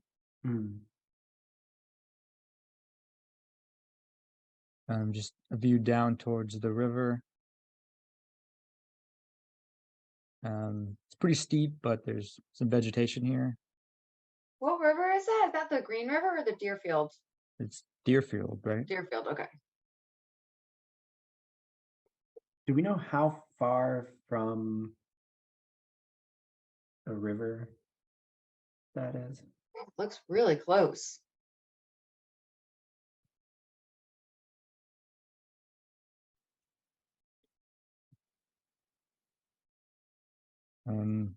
Again, it's coming out to this white line. Yeah. There'd be a couple stairs down to the landing on this side. Do we have like an overhead plan? I think we do. And then just be silt fencing along this white picket fence. Might be an exemption for an accessory, like a deck or a shed or something in Riverfront. I forget what it is, but is that? Yeah, I'm looking at that right now. So that's why I was asking how far. Yeah. Hi, I'm that Emmeline. say- I'm the homeowner, by the way. Hello. It definitely looks closer than it is. It's like there's a bit of a drop, and then there's sort of a leveled out area, like a, I don't know what you, kind of a landing, and then another steep downward into the river. But yeah, Oh, that's a good Stream picture. Terrace, That right? looks like 102 feet. Is that what that says on there? Yeah, 102, Okay. Yeah. So if that's accurate. Kristen, to get back to what you were saying, I was Mm. looking at the MACC handbook where they conveniently list out all the minor activities. And it says certain minor activities, if conducted in the buffer zone or riverfront area, are exempt from review under Wetlands Protection Act. And one of them is conversion of lawn to uses, what? Conversion of lawn to use as accessory, wait, uses that, sorry, there's a typo here.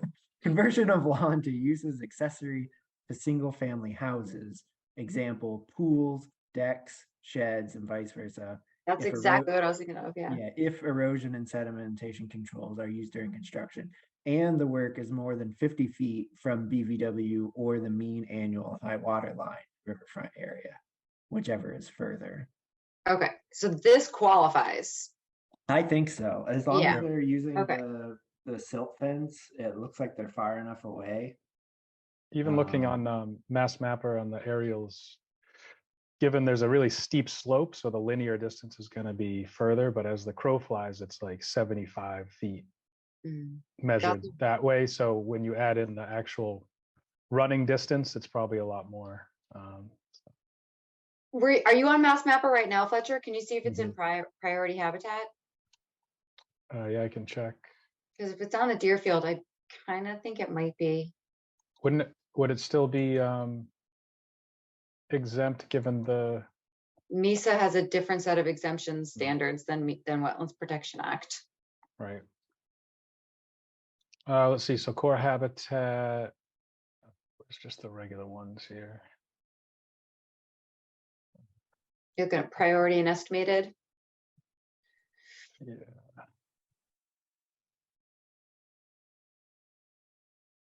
There we go. It is in, it sort of like extends along the river's edge, maybe, you know, it's pretty inaccurate, but up to the white fence for a priority habitat. So estimated habitat is regulated under the Wetlands Protection Act. Priority is under the Mass Endangered Species Act. So that does complicate things a little bit. I don't know if you've coordinated with Natural Heritage. The area, let me share my screen just so you can see. It's not actually touching the project area. I think if it intersects with a parcel, you have to let them know. It does do but that. They do allow a lot of flexibility for single family homeowners. So, and that's, you know, not our jurisdiction. So yeah. Can you see the screen, or is it a map, or is it did I share the wrong tab?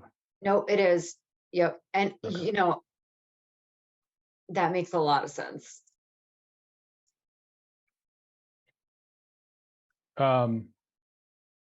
Yeah, I feel like, doesn't MESA have exceptions for this same scenario?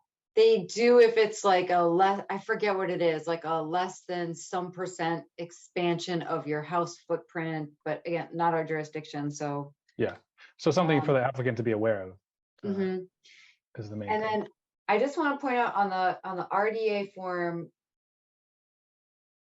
do we want to say anything about whether or not it's Fox CD for the Greenfield ordinance, or do we not care because it's exempt? Are the exemptions also for flood zone, floodplain? You mean like bordering land subject to flooding, like 100-year floodplain? Yeah, I'm just looking at the insurance map. I think we're around here.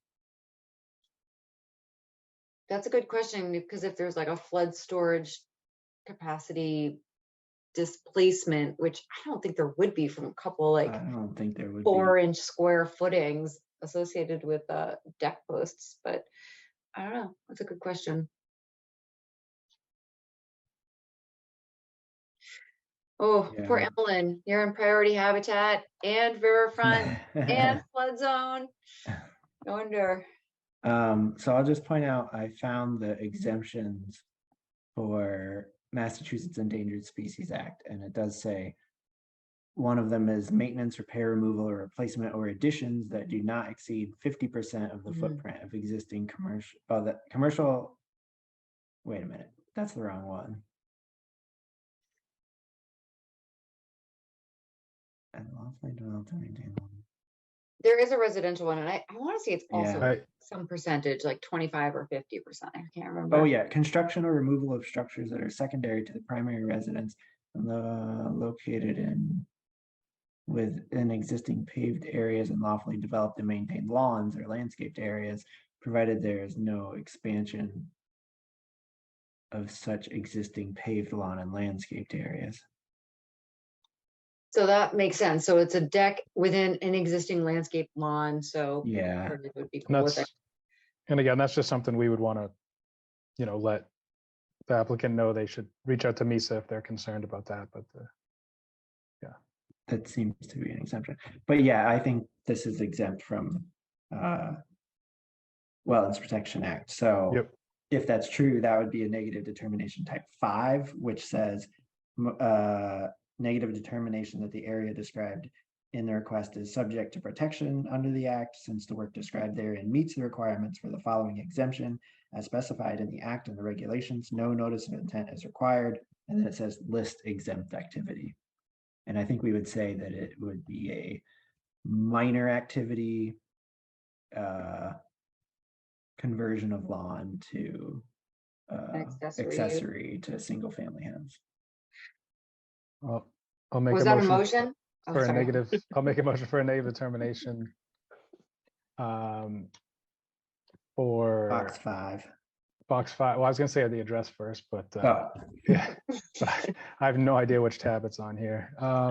56. I'll make a motion for a negative determination for 56 Cheapside Street, box 5, that it is in the resource area, but the work is an exception to the regulations, and that it's a conversion of lawn to accessory structure. Second. all right. Any other discussion before voting on that? Okay, I'll do a roll call vote. Erica, Aye. Fletcher, Aye. Kristen. Aye. All right, I am also an aye. So yeah, that's it. I guess Mitch will be in touch with the paperwork for the negative determination, but basically that means we don't have any additional requirements other than using the silt fencing during construction. And then once you get that paperwork, you should be good to go. So thank you. Thank you. Thank you so much. Thank you. Thank you.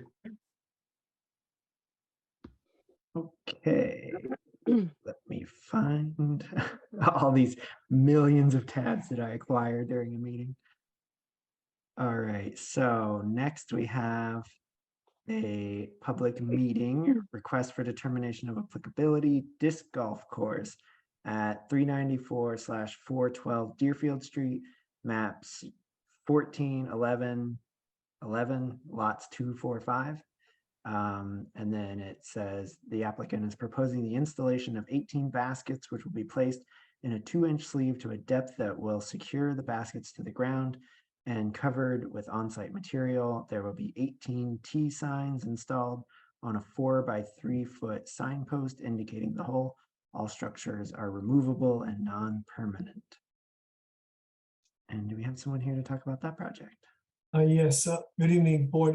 Constant Poholic, representing Green River Disc Golf in the Meadows Cafe and Golf Center regarding the proposed disc golf course. So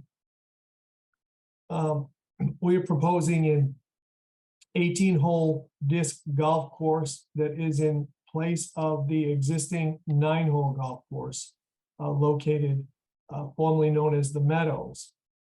And the disc golf course basically consists of using the existing fairways and using the existing topography to construct 18 tee boxes, or I should say tee areas and green areas for disc golf.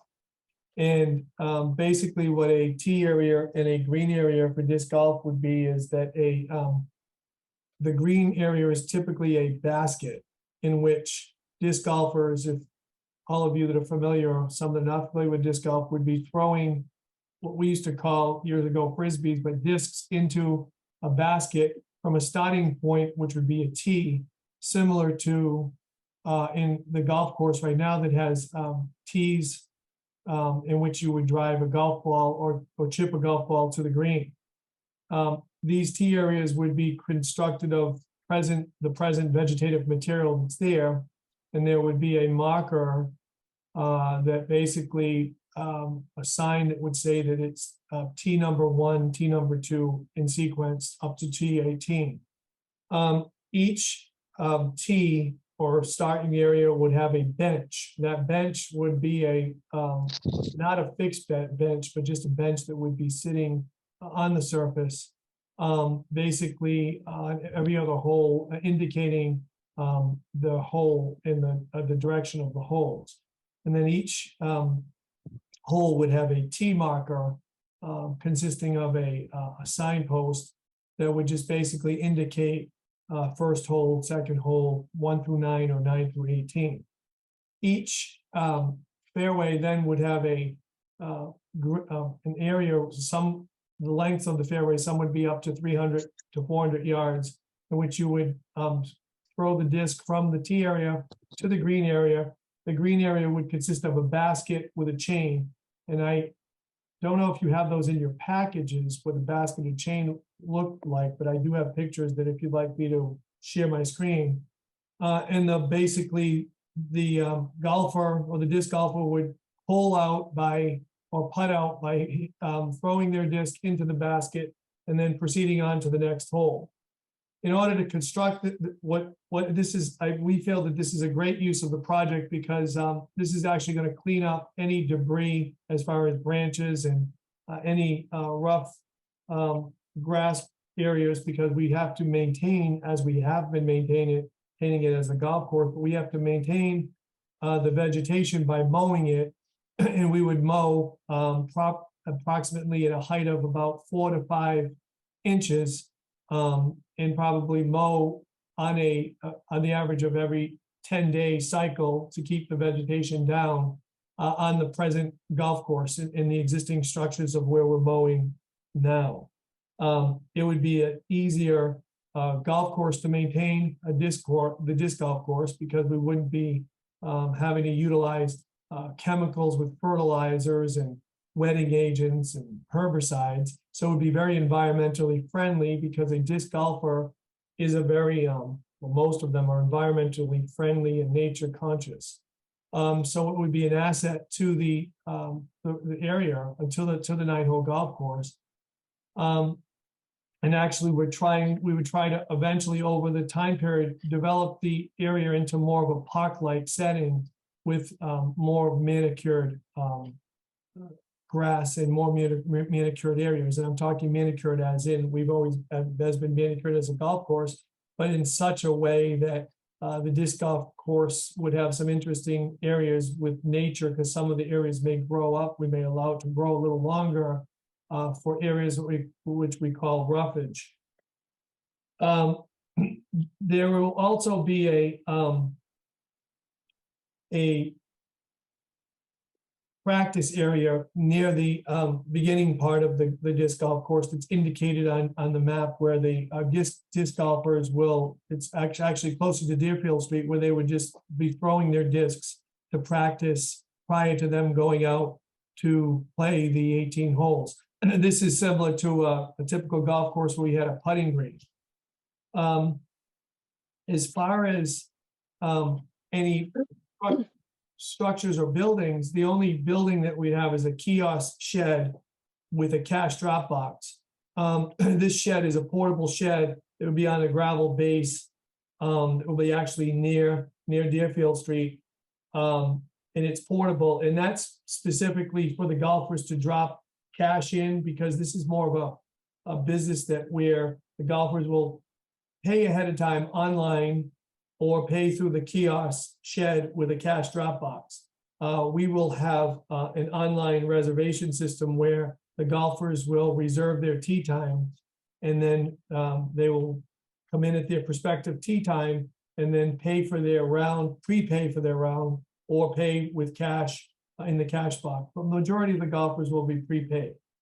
The facility will be open from 9 a.m. to dusk, and basically through April through December. However, during the winter time, there'll be limited hours, January, February, and March, weather dependent.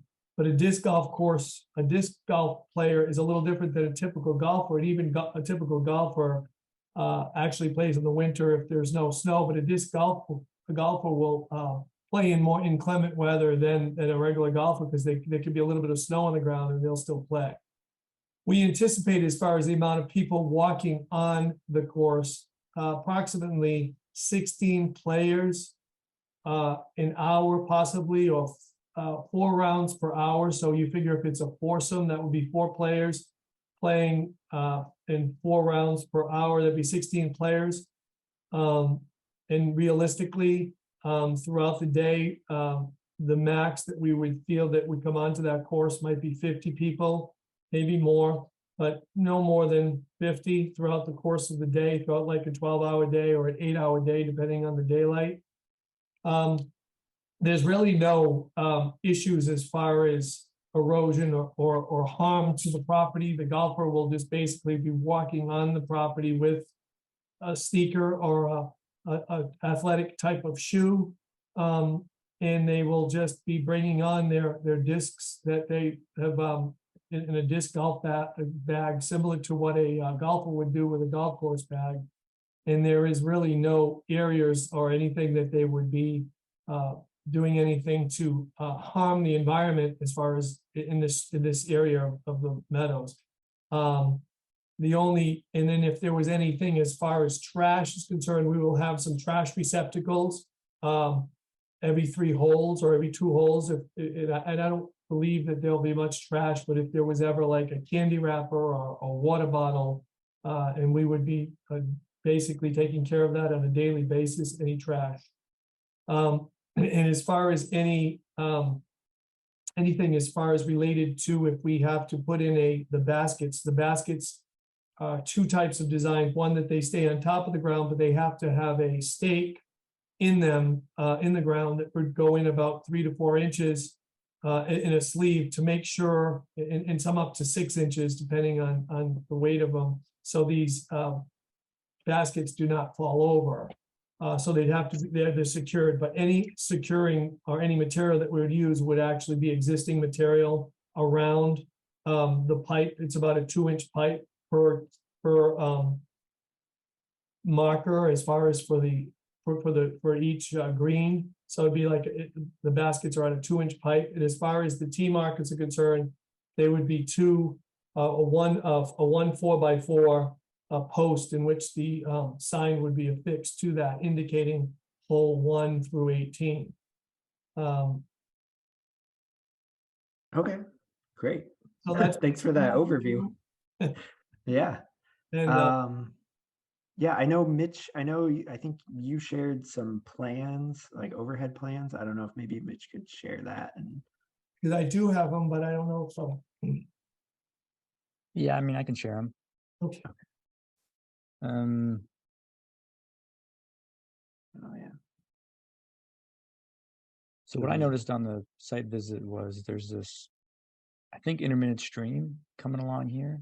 Mm. So I don't know if this proposed clubhouse and parking lot is part of the submission, but I think it should be. Is that Yeah, in the future, yes. so that's a future project? Yes. The proposed clubhouse? Yes. Okay, so that's that not part of this. would be a different filing, I guess. Yeah, so I guess my main questions, just to like assess, any impacts. It sounds like the only ground disturbances would be putting in those pipes and the signs and it sounds like there's no real like digging, where there'd be like soil piles being removed or anything. Is that correct? Yes, that's correct. In fact, the only, that would be the only digging yeah, that would be it as far as it. And if Yeah. any material was needed, it would come from the existing golf course as far as existing area where that signpost would be put in. So no And- flood storage displacement, no flood storage Yeah. capacity displacement, because you're in the flood, Nothing to erode. No disturbed soil to erode.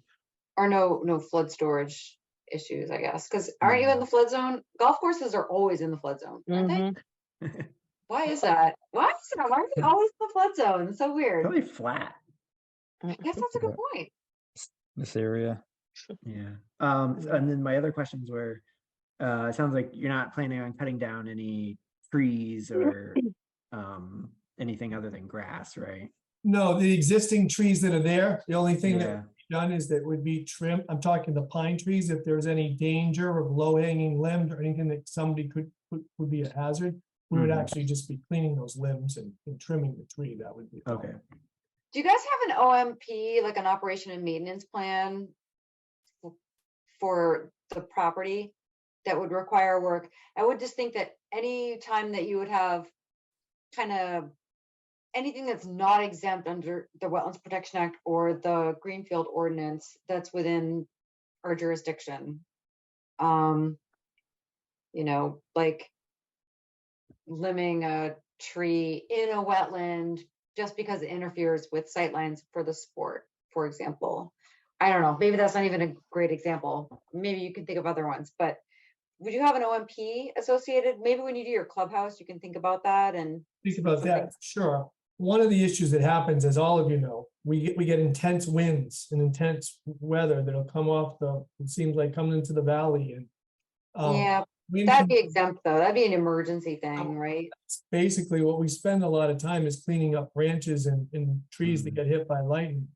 Beyond that, though, we don't purposely go out there to cut a tree because the tree is like we're trying to widen any areas. We've just basically worked vines of the 9-hole golf course. Or even just like, I guess, mowing in, what is our note? I think that's another question I was gonna have, was that I'm assuming there isn't gonna be any mowing outside of areas that are already being mown. No, there'll be no extension of any of the existing areas, no. But Yeah. if there's a change in property owner and a change in land use, I mean, it's still kind of, golf and disc golf aren't exactly the same, but it's still recreational utility, I guess. Do we need an OMP if they're gonna do maybe not right now because there's not a notice of intent, but if they're gonna do a clubhouse later, would we want an OMP to see if they're mowing in buffer zone, riverfront area, bordering land subject to flooding, all jurisdictional resource areas, if they're putting down any kind of chemicals to maintain the grass? And I don't know. I can't. Yeah, I have no idea what. That could be a condition we could talk about under an NOI, but Yeah, later. Just something to think about, for your future application. Because you are probably currently managing lands within resource areas. Right, and but I just want the board to be aware that I also contacted the Natural Heritage and Endangered Species yeah. DEP, and we did get an email back from Melanie Cheeseman, and she basically stated that provided no removal of vegetation, access, construction, or staging of materials will occur outside the existing golf course area, no change in the maintenance plan for the site will occur, then no additional MESA review for the proposed project would be required. So we don't have any intention of going beyond where we are at this point, the existing golf course. Yeah, I mean, to me, I mean, we can talk about it some more, but to me, it kind of sounds like a negative determination type 2, which is that it is in an area subject to protection because it is in riverfront area And BLSF. Yeah, but that it will not remove, fill, dredge, or alter that area because it doesn't sound like it's really being altered. I mean, like a signpost here and there, I don't think is gonna count as like, anything that's going to affect a resource area. I did have a question about like do like golf balls, do the discs ever go like off course and like into the water? No, Because I know that the what is it, the Deerfield's pretty close there, and it's very, very steep, and it would, if you got people running up and down that, it's gonna also, I mean, are you gonna be able to, is there any way to keep people from accessing the Deerfield from that area? This would be Like, frisbees, right? accessing the river from that area. yeah, like your disc golfers aren't like taking a little dip in between holes or whatever. No, I mean, the land has been basically recreational for over 70 plus years there. There's a dirt road that goes down from an easement for the power lines. That people follow the dirt road, but to be honest, since we've owned the golf course, we actually put up a gate and we restrict who has access to the river. So we're very, very careful. However, we don't want to restrict it in such a way that there's been residents over the years that have just during the spring when the fishing season, by permission, we have allowed people to fish. And because people come up with kayaks, etc. So, I mean, they don't bring the kayaks through our land, but they come up the river, but people do fish.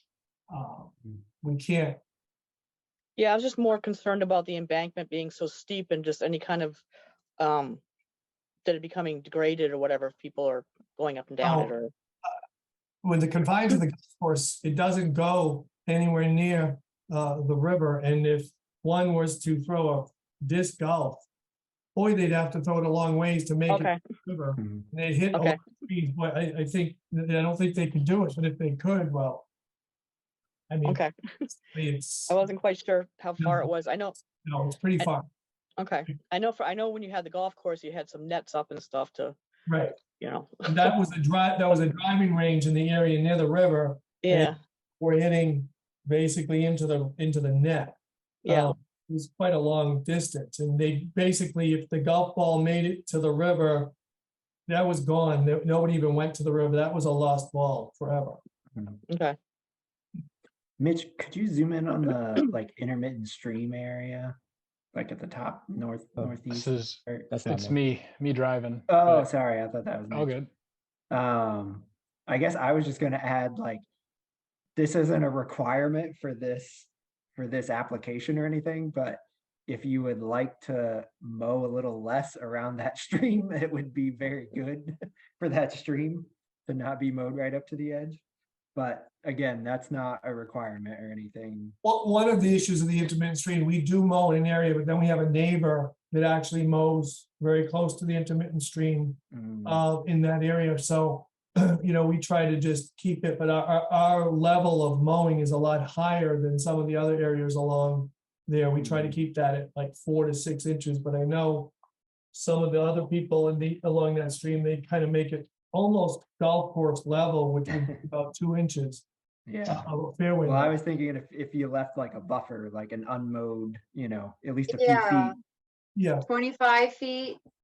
25 feet. 25-foot buffer of just let it be shrubby. Although if you let it go, it'll probably just all turn into multiflora rose and Asian bitter. That is a problem, and when it grows, it gets out of control, because especially this time of year, if we don't keep up with it, if you can't keep up with it, and my fear is just it breeds a lot of ticks, a lot of deer ticks, and and I know they're great for the environment too, but it's just from a standpoint, if a golfer's disc got into that tall grass, they're going to get ticks, and I'm just afraid of Lyme disease.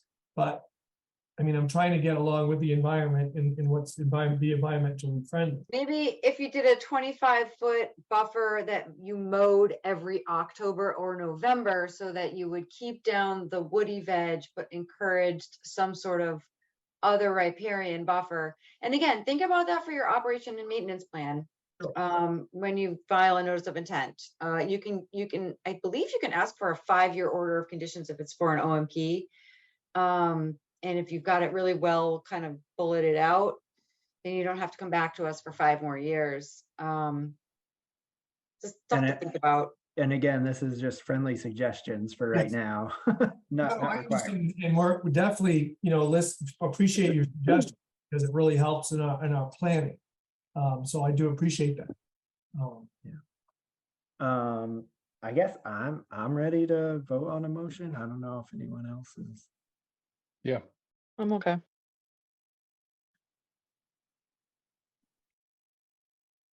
All right, well, I'll do it this Oh. time. I'll Oh, make a I'm sorry.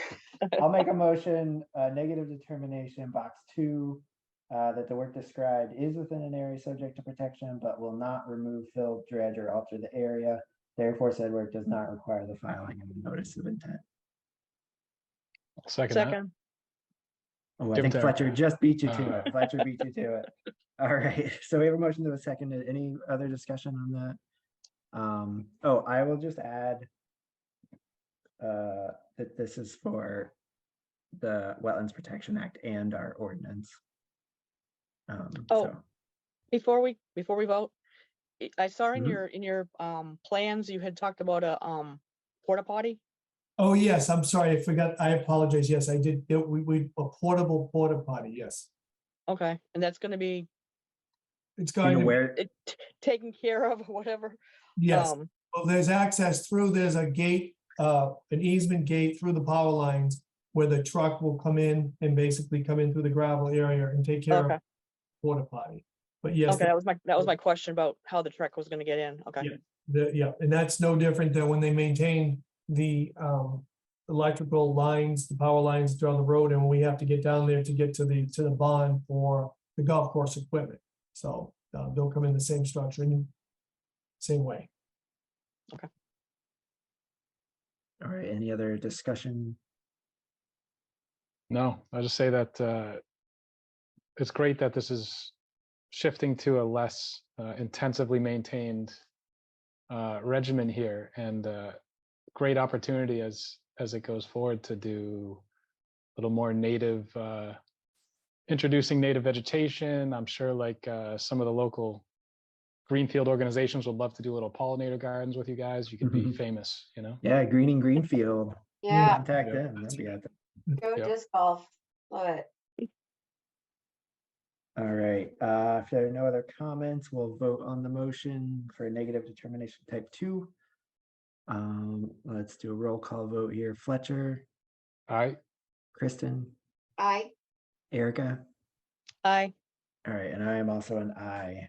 So we will issue a negative determination, which means you do not need to submit an NOI for this. And thank you for going through the process and doing this all properly. Thank you for all your suggestions, and we look forward to hopefully seeing you on the golf course in the future. All right, sounds great. right. Thanks. Thank you. Okay, thank you. Good night. Oops, I almost clicked leave meeting. I was getting ahead of myself here. All Guys, we go right. back a second. I Oh, guess sure. just for my own clarity. Yep.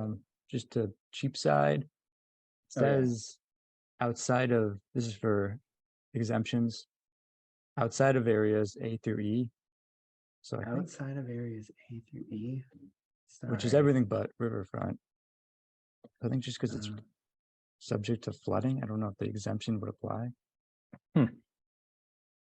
Yeah, I mean, well, we already voted on it now, Yeah, but I mean, it'd too be late, good to know but- for the future. I guess I was looking at the MACC handbook, which says these activities, if conducted in the buffer zone or riverfront area, are exempt. And then it lists that. So, but you're saying what does it say again? Could you? Where is this in the Wetlands Protection Act?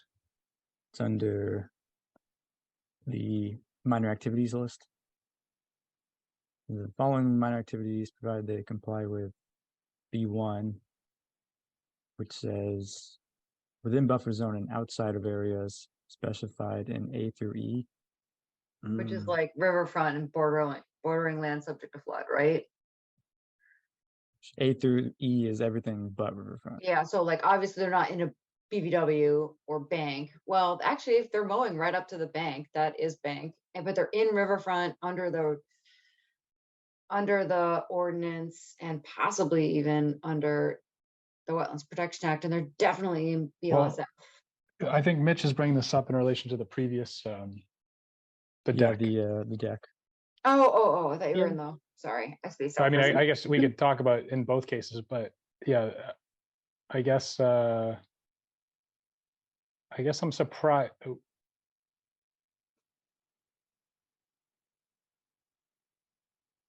No, two.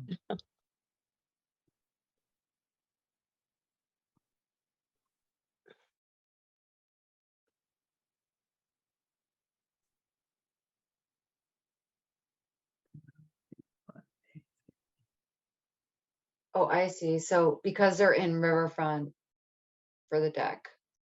Well, if it Well, was just riverfront, it would be exempt. I think it's saying.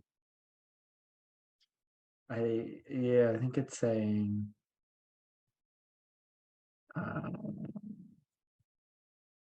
Wait, because I think I say it's hard to look at one part and then go back to another part here. I know, I hate all the cross references. Yeah. Yeah, it's saying if it's not Sorry about that. if it's not in A through E, right?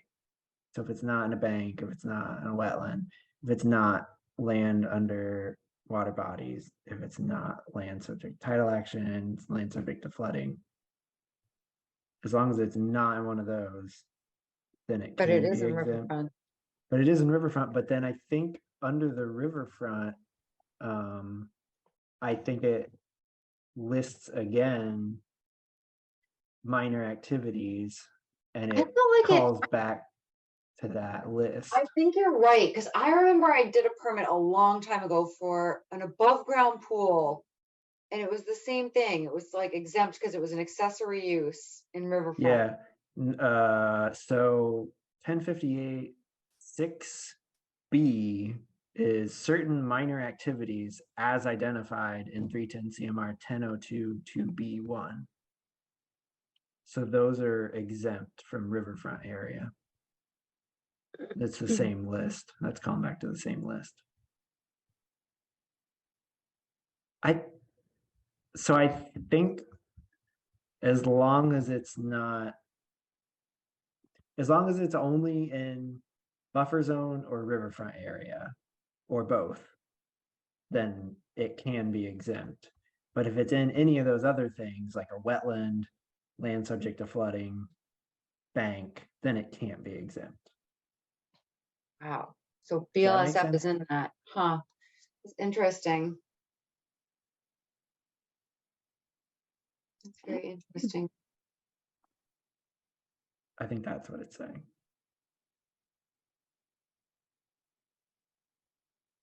Okay.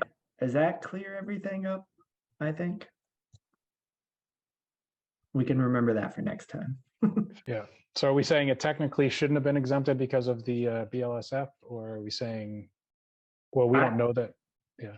I didn't high. see if it was in Right. was in It's pretty land high up subject to there. flooding. Yeah, I think that maybe even if the map showed that it was in flood zone, I think the base elevation would be a very important piece of information, Yeah. because the banks of the Deerfield can be pretty steep. And one bank is sometimes not the same elevation as the other, and they just make this blanket polygon, but really like the elevation, the elevation of the water is going to flood at the lower bank, right? So whatever the lower, I don't know, it's hard to explain, but I don't know. I'm tired. Cool. Yeah. Well, I think we've reached a good point here, but I just want to say, since we were just flipping through the act, wouldn't it be so useful? I'm not volunteering, but like, isn't it so hard to read through the act and like see what you're on? Sometimes it doesn't show what section and subsection you're on, so you have to flip back to the page before, like, or 3 pages before. How do we Listen, not I've been have like a consulting for hyperlinked? 17 years. I still don't know the act. How do we not have a hyperlinked like thing with like notations on the top of each page? Yeah. I don't understand how this doesn't exist. Like, Well, how much time has been wasted?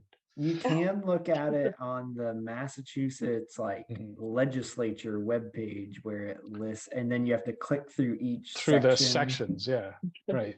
So you The can do it PDF that though, way. I mean, the PDF is the solution, it's just Yeah, not yeah. done. Yeah. Maybe I'll submit a grant application. I like it. I support that 100%. You need to get a job at MACC and like have them, work for them and do it. That's the Yeah, and how path. long have you been on the commission, Fletcher? What am I defending myself against here? No, I'm just saying, like I'm just saying it's confusing. It's confusing. Yeah. It's a Oh very no, confusing- it's I'm not even talking about the content, but yes, that's confusing. Like we just saw, we went to the one section, the first section, which listed exceptions except for this. Then we went to the second section, which Mhm. referred back to the original section instead of just like, Yeah. but that's the way they add statutes and stuff, is like exceptions and whatnot. So I don't know. dirty lawyers. Confuse us simple Um, biologists. Well, I should mention that there is another public hearing on the agenda. Local notice of intent, swimming pool installation at 373 Hope Street, map R01 lot 6. Mitch, I believe they haven't contacted the abutters, is that correct? Right. So we can't talk about it for real, but I don't know if we just let them know. It sounds like the same exception. It's just doing a pool. Or if we want to have the discussion at the next one. Are we allowed to if it's not an open meeting or open hearing, I guess? Well, yeah, I can't really vote on and make something official, but I don't know if we had thoughts. We can I was all- gonna just tell them it's exempt. Well, I was gonna say, Mitch, if you could do a little more digging into that, because like there's much more intensive activities in the pool. Like I read through the pool installation Yeah. thing, and it was like storage of equipment on site, extensive digging and stockpiling, 8-day potential construction, so I think the construction activities might not be, well, I don't know, maybe it is exempt. I don't but- know. That would always be part of doing a pool. Yeah. Does it say specifically pool in there? I guess It does say It's a pool, pool that, and some stone around it. Oh, Wait, yeah. But there, if this they're is that's not- our if they're notifying abutters, then is it a notice of intent? it was Or yeah. not. Local RDA. one. A local. Oh, it's It's just a NOI. just- local. I was thinking because it's removing, Okay, but just an intermittent stream. I see. Okay. Oh, I see. I didn't know what the resource area was. Sorry. So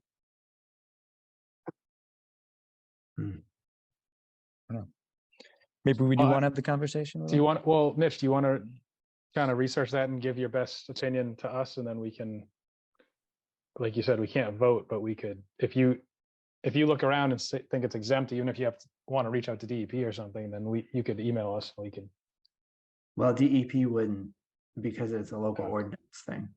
Oh, right. They would say, we don't comment on local ordinances. Fair enough. You could say did like they- if it was a stream, A stream. use that language specifically. Yeah, Mitch, I'm trying to remember for our local ordinance, they pay for an NOI, right? Like the local part? There's no fee. There's no fee, okay.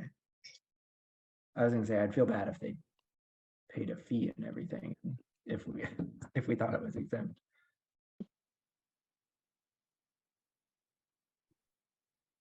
Okay, well, I don't know. I mean, I think, even with the exempt ones, I think it's still good for us to review them to make sure it is exempt and to make sure, because it is like exempt if they're using erosion controls. And so like, yeah, we have that's to the purpose of an RDA. we Right. have to make sure they're at least doing the things that make them exempt. So I think think it's we worth should having. still- Well, Yeah.